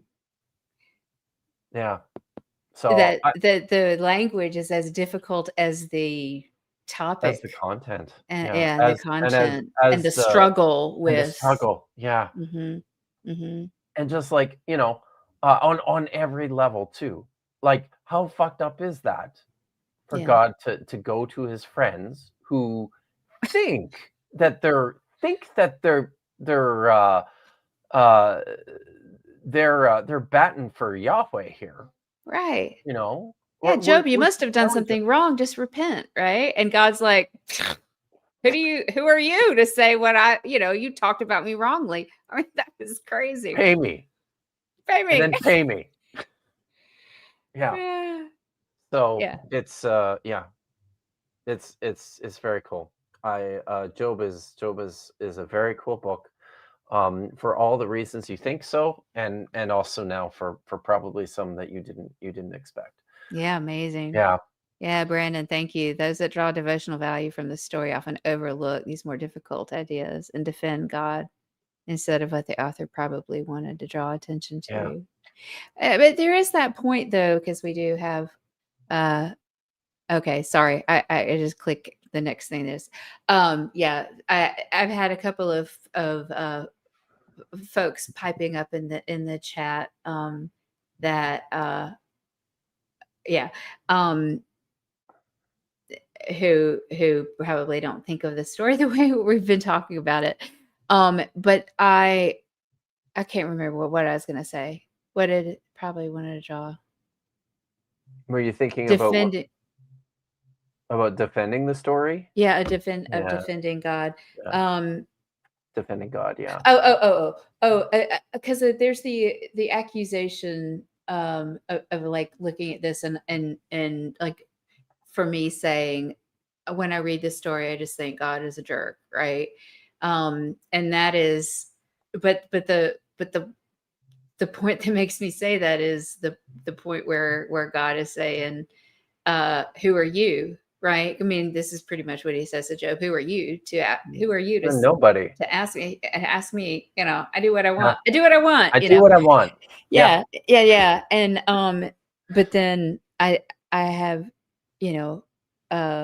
heard the criticism of, who are you to question God, right? I hear that. Yeah. Do you understand what I'm saying? I mean, I get that challenge.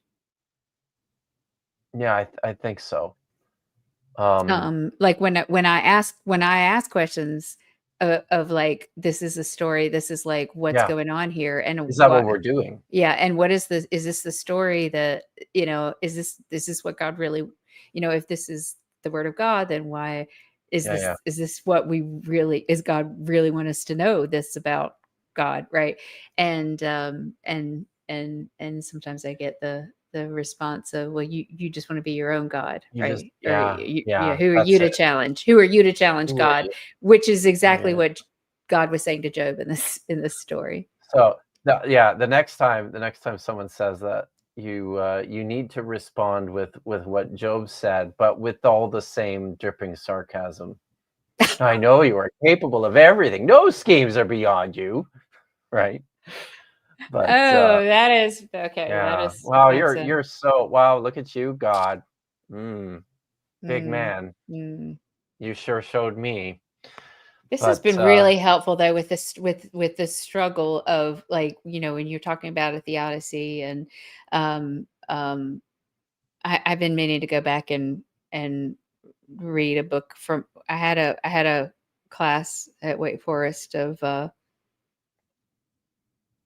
The Problem of Evil. That was the name of the and I didn't I didn't know how to think then.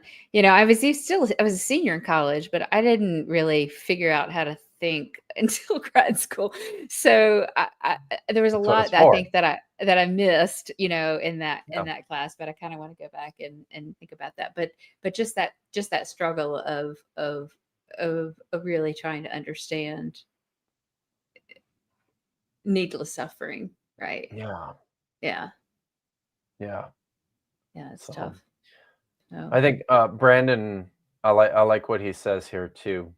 After all, oh yeah, Job okay. was his slave, not his buddy, right? Mhm.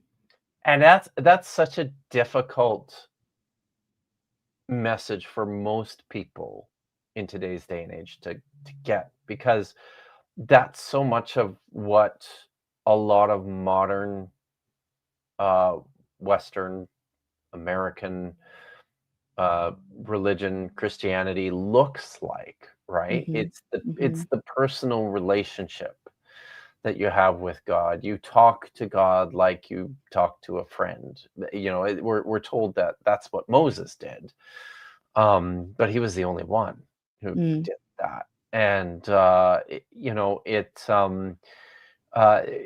you get this sense that God is your buddy, and then you tend to read your Bible like that. And as we do with all our friends, we try to give them the benefit of the doubt. We will excuse their bad behavior sometimes, recognizing that it could be the product of other things, that that maybe are out of their control, or in God's case, because of his design.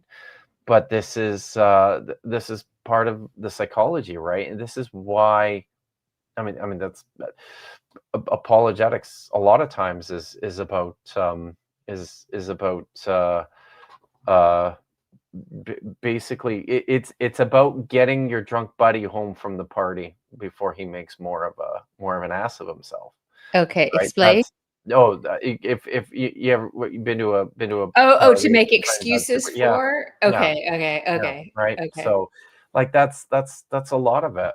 And Hmm. but then on the other side too, there's different ways. Like, it's kind of terrifying too, where, like, that's definitely one of the readings that evangelicals and fundamentalists will take towards this text, is that well, it's not as bad as you think, or God had good reasons for doing what he did, that we just can't know. But we should find great comfort in that, because he's got our back, because God looks out for us. We should just know, we should just recognize that whatever happens, it's for our benefit. It's good. It's all good. Whatever he does. I don't think the writer of the book of Job thinks that whatever happens to you, all things work out to the good, for good to those Mhm. who. I don't think that's the message at all. But then Yeah. there's like this frightful, um more frightful Christian apologetic that's more in line with, because this is like back when it was a short period of time, but for a short period of time, I was a I was a pretty serious Calvinist. Mm. And I was 21 years old. So that's the time to be one, I guess. But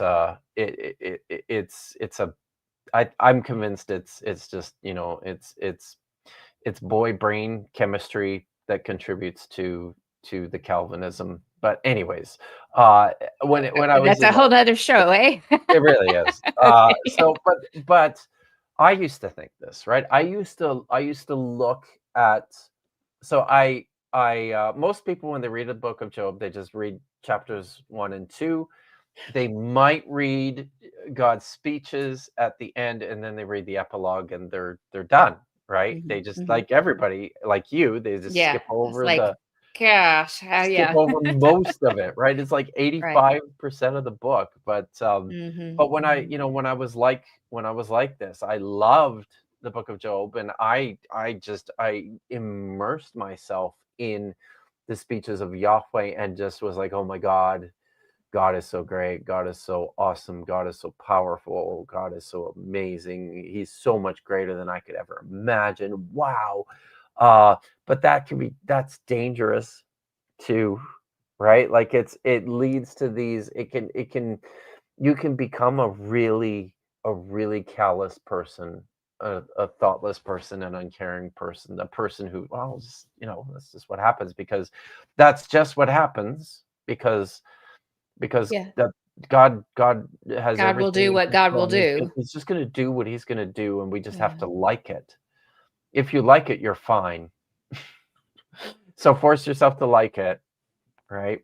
Um, Yeah. Yeah. I mean, and that is what I've been making comments about, like, through this yeah, whole yeah, conversation, is that it seems, but it if it is a theodicy and a struggle with explaining what happens to humans, then then it it it I guess it kind of makes sense that it can feel like, oh, I'm living in an abusive world, yeah, right? And it just yeah, is. And so, yeah, but they're personifying the abuser, right? yeah, Yeah. yeah, exactly. Um, it makes me think of, I wish I could remember who said it, but it was a biblical scholar, wrote an article, really great article. It was an article on sexuality in the Bible. But he opened his article with something to the effect. I'm not going to get it exactly right, but he opened it up with like there are two types of people. According to the Bible, there's two types of people in the world: the screwed and the screwers.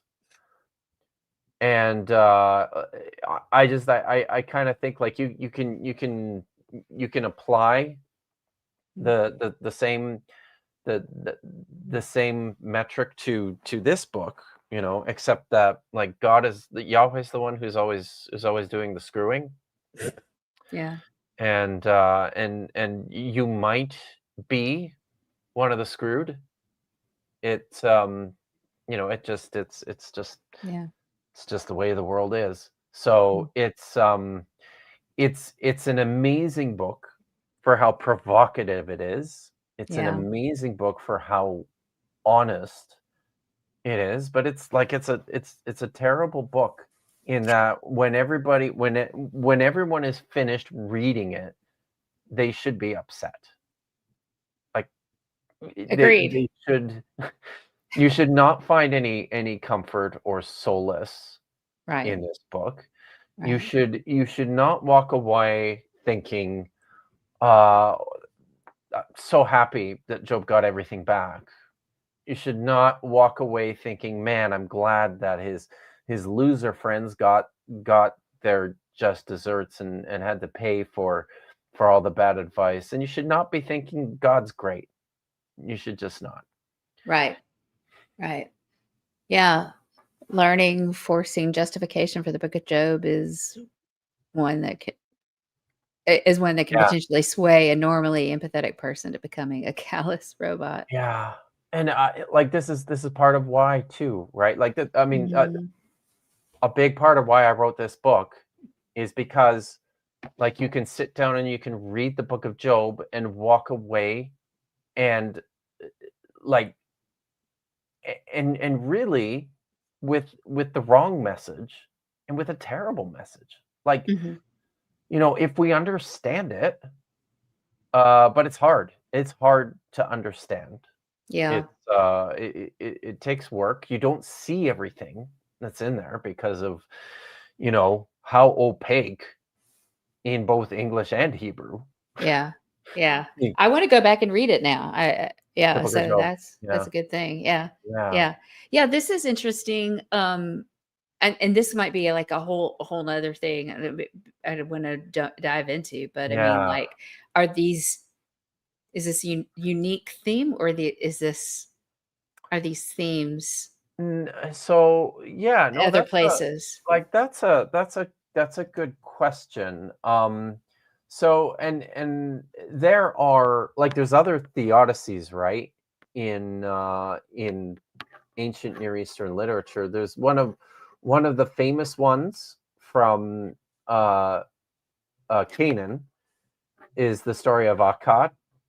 And this is the story of a man, a king by the name of Danel, whose son Akkad, he gives his son a bow, the most magnificent bow of anybody's ever seen, and Anat is jealous, and she asks him to give it to her, and he won't. So she kills him and she takes it. And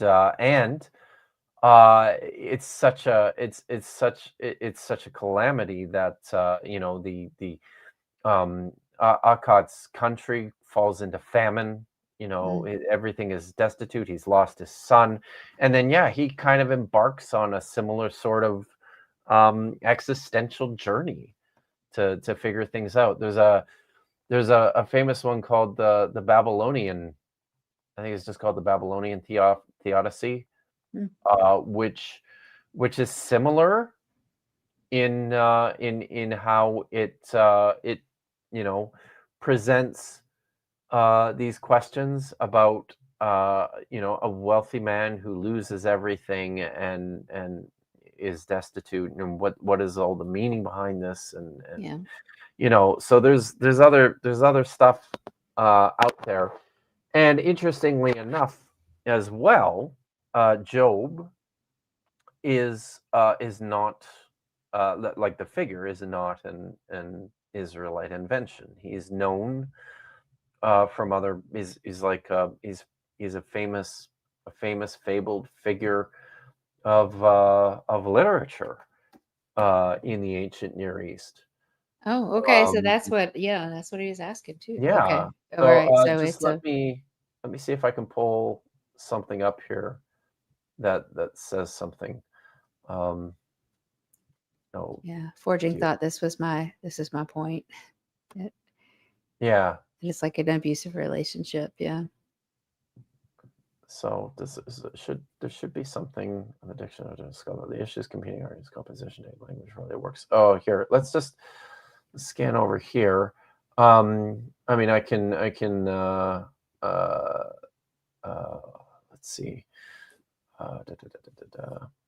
The Babylonian theodicy resembles Job in that a sufferer engages in a dispute with a learned friend. It's an acrostic poem of 27 stanzas with 11 lines each.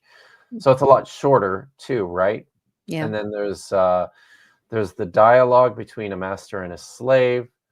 And I'm scrolling through here too, because I don't know enough about it offhand. This figure in antiquity, he's actually mentioned, right? There's an appearance. There's really interesting text in the book of Ezekiel. I do actually cite it in this chapter here, right? Job is evidently a well-known figure of piety. He is mentioned by name by the prophet of Ezekiel, writing in the 6th century BCE. Although scholars would not, like, they think that Ezekiel here is talking about like the more famous figure of Job from antiquity. So, and here's what he says. This is Ezekiel chapter 14, verses 13 to 20. If land would sin against me, violating a legal obligation, and I reached my hand out against it, smashing to bits its staff of beard, if I released famine within it, and cut off man and cattle from it, even if these 3 men were in the heart of it, Noah, Daniel, and Job, they would by their integrity save themselves. An oracle of Yahweh. If only predators, I would release in the land, depopulating it so it would be empty with no travelers on account of the animals. These 3 men in the heart of it, by my life, an oracle of Yahweh. No sons or daughters these men would rescue, only they would be saved. The land would be empty. Or, say I brought a sword against this land, and I said, a sword will sweep through the land and it will hack it to pieces, man and cattle. Even these 3 men in the heart of it, by my life, an oracle of Yahweh. They would not rescue sons nor daughters, since they alone would be saved. Or say I send a pestilence, and I pour out my furious anger upon it in blood, exterminating it, man and cattle. Say Noah, Daniel, and Job are in the heart of it, by my life, an oracle of Yahweh. No son or daughter would they save by the righteousness, only their lives would be saved. So Ezekiel evokes these 3 figures, right? Noah. I don't really understand what I just the read. passage. Yes. Yeah. So he's Just and it's a briefly, bit. what does So that yeah. mean? So Yahweh's basically just saying this is part of a larger oracle where he's basically just saying I'm the land was so wicked that I punished it. In fact, it's so bad that if even these 3 paragons of righteousness, Noah, Daniel, and Job. Daniel, by the way, certainly the Daniel from the story of Akkad, the Canaanite story. Oh, okay. Right. So, but he's saying here that even if these 3 men were in the land, Sure, I would save them, but everybody else, even if they had sons or daughters, I would still destroy it all. I'd kill you all. I would wreck the land because that's just how furious I am. So, but the three are mentioned Yeah. together, So and they're then they're icons they're these basically of icons of righteousness. piety and Yeah. righteousness. Yeah. So, And God is still a jerk. yeah, Sorry. yes, Oh, just still a jerk. destroy everything. So, yeah. Yeah, Oh gosh. but, I think there's some unique things about Job, though.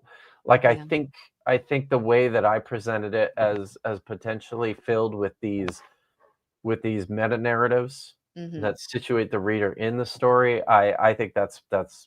that's very unique. Yeah. Very unique. That's an oxymoron. Sorry. I think that No, it's it's just extra. Like it's very extra. It's extra. Yes. it's extra, extra.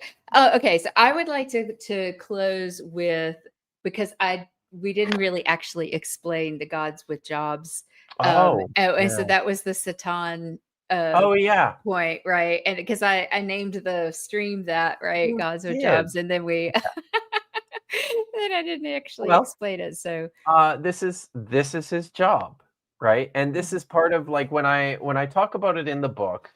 What do I say? One of the ways in which, and I think this is useful. You'll notice that the names of gods in antiquity tend to mhm. be more aligned to um, Their job, their right? job, right? Yeah, Right. like or places or things even, right? Like like Hmm. like Hmm. Yom is the sea. The sea. It's also the god of the sea. Mot is death, also the god of death. Shemesh is the sun, also a god. Um, Yeah. we have these shadowy figures. Ketev and Reshef are these. It's literally plague and pestilence, but Mm-mm, they're mhm. divine figures, right? Right. So there tends to be this essentialist language that's applied to gods, and for this reason, I think, right, that you are what you do.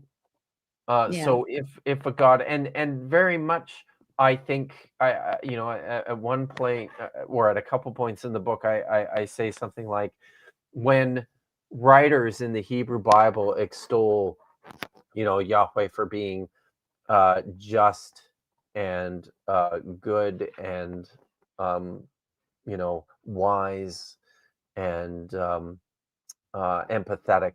Although I don't know that one ever comes up, but for being all these things, it's not just that he is exhibiting these behaviors. There's almost a sense that this is who he is, like he is these things, like he embodies Right. these Right. attributes. Right. But that's also not to say that those can't change. I think it depends on who you're talking about and at Mhm. what stage in the development of the religion you're thinking of too. Yeah. But that's what gods, they had and I think this also helps to understand too, the ways in which gods can become more or less powerful, right? Yeah. Uh, Right. a god's vocation,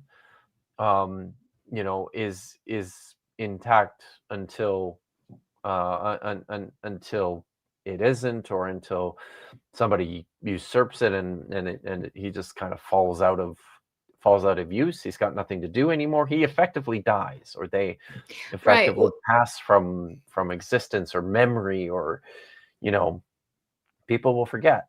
So, like, there are creation stories attached to all the gods, but then when you get down to it, what probably has happened, because that's what we see too in it. Like, we see this in the in Israel's literature. Yahweh's got all this creation imagery, like he's the one who made everything attached to him.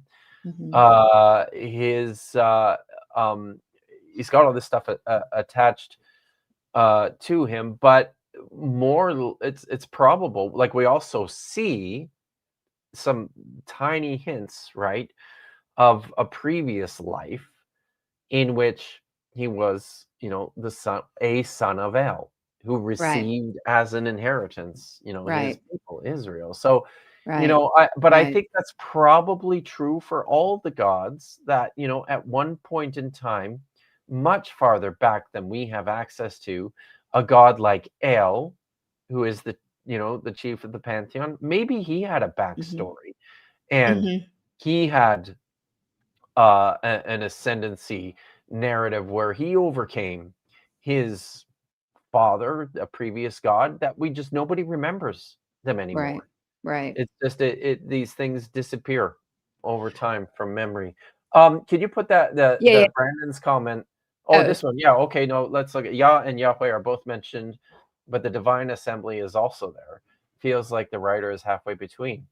and that's what you had addressed earlier about, Yahweh like, and there being Yahweh. different Yeah, older parts and yeah. newer parts Yeah. to So that, but I it think was that's this right, was right? the Like at the time, and it's Persian, right? This is Mhm. the Persian period when this story is being told. At this point in time, Yahweh is the high God. Mhm. At least Mhm. in the narrative portions, whether those, I think the whole thing was written, but it's probably a couple of those poems in there, those speeches Mhm. probably stood on their own as something else at an Mhm. earlier point in time. I don't know. But yeah, to Brandon's point though, uh, Yahweh is like I am. His Yeah. job is being. So that's chapter 6. And I would say that I don't like. I think no. There's a couple things. I think this is ultimately a misunderstanding because Yahweh, Yehovah, it's not the. I think that it's a word that is not Hebrew, but that the Hebrew writers, when they were inventing an origin story about Yahweh, Yeah. the best that they came up with was yeah, because that's what he says in Exodus chapter 3 when um he appears to Moses in the burning bush and he Mhm. tells Moses to go rescue his people, and Moses says, when I go and tell the people that you've sent me to rescue them, who shall I say has sent me? He says to them, Ehya asher ehya, tell them Ehya has sent you. Ehya is the verb that means I am, but that's not Yahweh. It's Ehya. It's different. So I think the Hebrew writer was coming up with an idea of what he thought Yahweh meant. And this is the best that he came up with. Hmm. And then I'll say one other thing about it. I also don't think it has to do with being or existence in the same sorts of terms that we think about it. I would rather suggest if you read that story, if you read Exodus chapter 1 through really through chapter 10, 11, when the plagues all happen, Mhm. Mhm. what you discover is that there's a fixation on a couple things. There's a fixation on Yahweh's the fact that Yahweh is present, that he's there, Mhm. as opposed to absent or distant. He showed up. Um, he's here. Mhm. So I think that's significant. He also fixates on the fact that he's doing things. He's the God who and he's the God who saves. He's the God who rescues the Mhm. people. So I think that the yeah, I think that's probably what the writer is trying to To emphasize in convey his that. connection. Okay. Yeah, that he's present, that he's active and real and there. Mhm. Um, as opposed to other gods, I guess, who, Yeah. you know, are not. I don't know. Yeah. So when I think of what you were describing about about the gods like becoming or being something, right? The sea, death, the sky, the sun, right?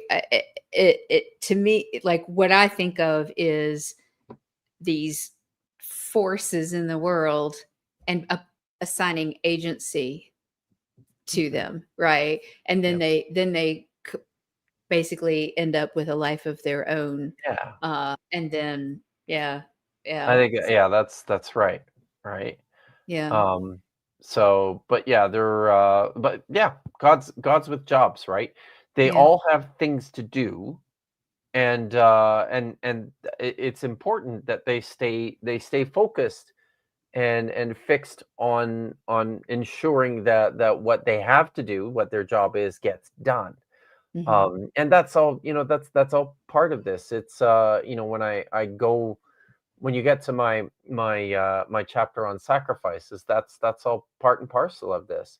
At its earliest stages, sacrifices were about feeding the gods, transferring Hmm. food and Right. resources to them, to ensure that they were up to the task of looking after the things that they had to look after. So yeah. I, I uh I'm looking forward to reading that section. I kind of skimmed over and saw, oh yeah, that's closer to the end about the sacrifices and the meanings of those, right? And Yeah. it smells good. Yeah. It's a pleasing Please, odor. pleasing And I odor. think There we go. one of my favorite visuals in this too, right, is and I talk about this in the chapter, but I've said this before as well. Um, this is how sacrifices are very often described in the Hebrew Bible, that they are a pleasing odor or a soothing odor to Yahweh. He breathes them in. Yeah. Yeah. Smells good, right? Yeah. Barbecue, as people like to say. So, Yeah.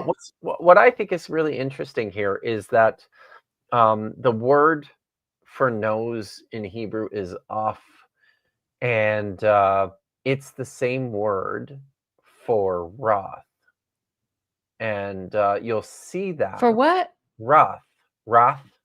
Sorry, It is? yeah, for Oh, so fierce like when your nose gets red and you're anger. really angry and yeah, Yeah, yeah, yeah. okay. And you'll Yeah. see I mean, there's a bunch of texts. We saw one right here in Job. He talks about blasting with his nostrils, Oh yeah, right? yeah. This Yeah. is what it says in the Song of the Sea. Yahweh blew like with his nose, and Mm. the sea parted, and I think this is a perfect visual.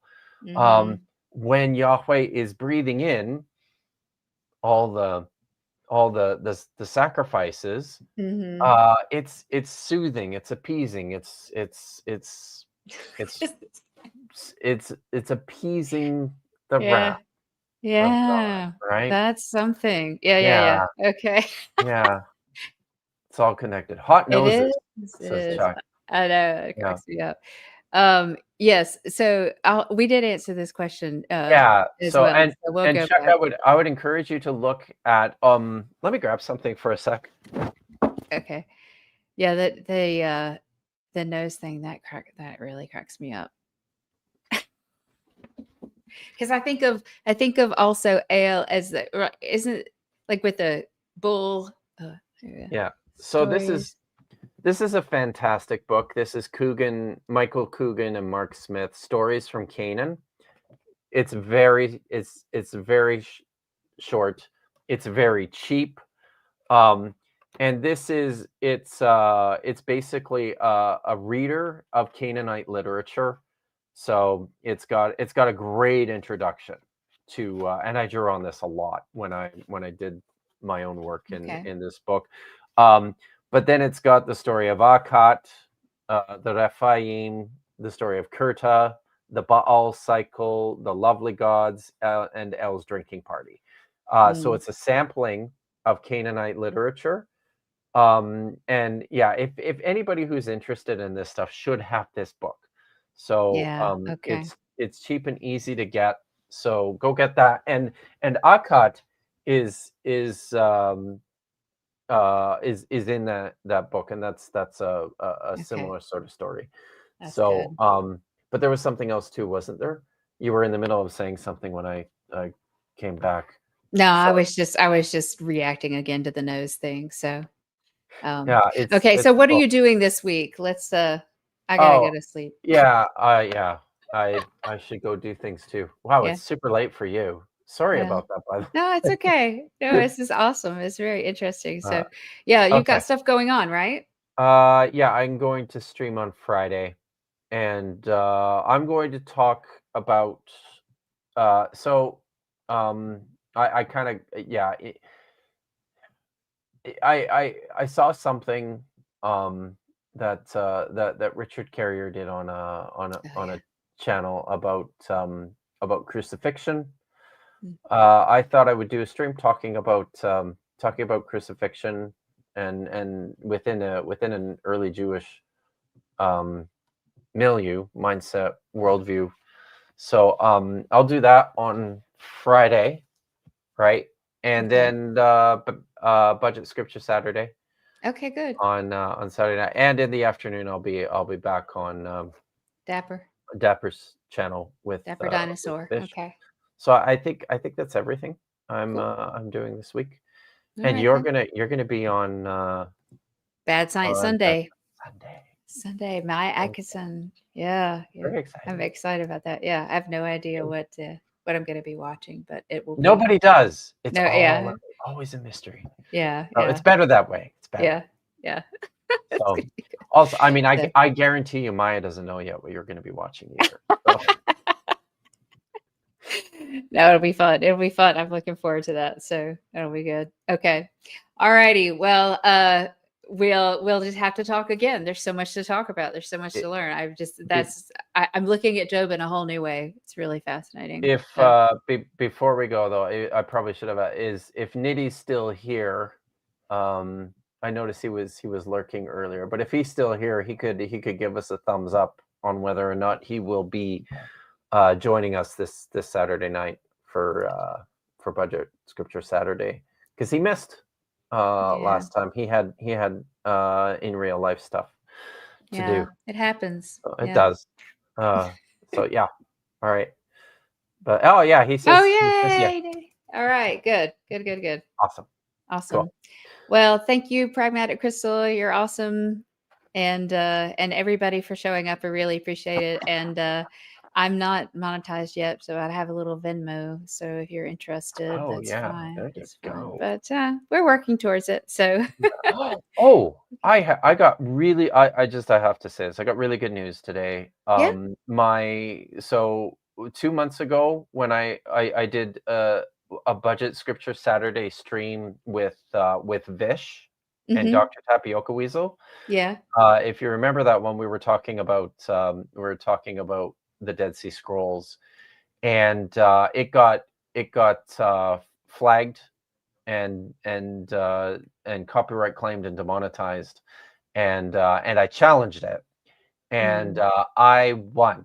So Yay! it is now out of embargo. So Good. peasants rejoice. Yay! The good guys won again. Crazy So things. Yeah. happens Well, sometimes. So I don't have yay. to worry about that yet because nothing is So monetized. there you go. So there you go. What do you do? Oh my goodness. Okay, I'll see you in a couple of weeks. I guess not next Tuesday, but the next Tuesday. I'm gonna do every other Tuesday for a while. So we'll see you next All right. time. Take care. Awesome. Thanks everyone. Good night. Bye.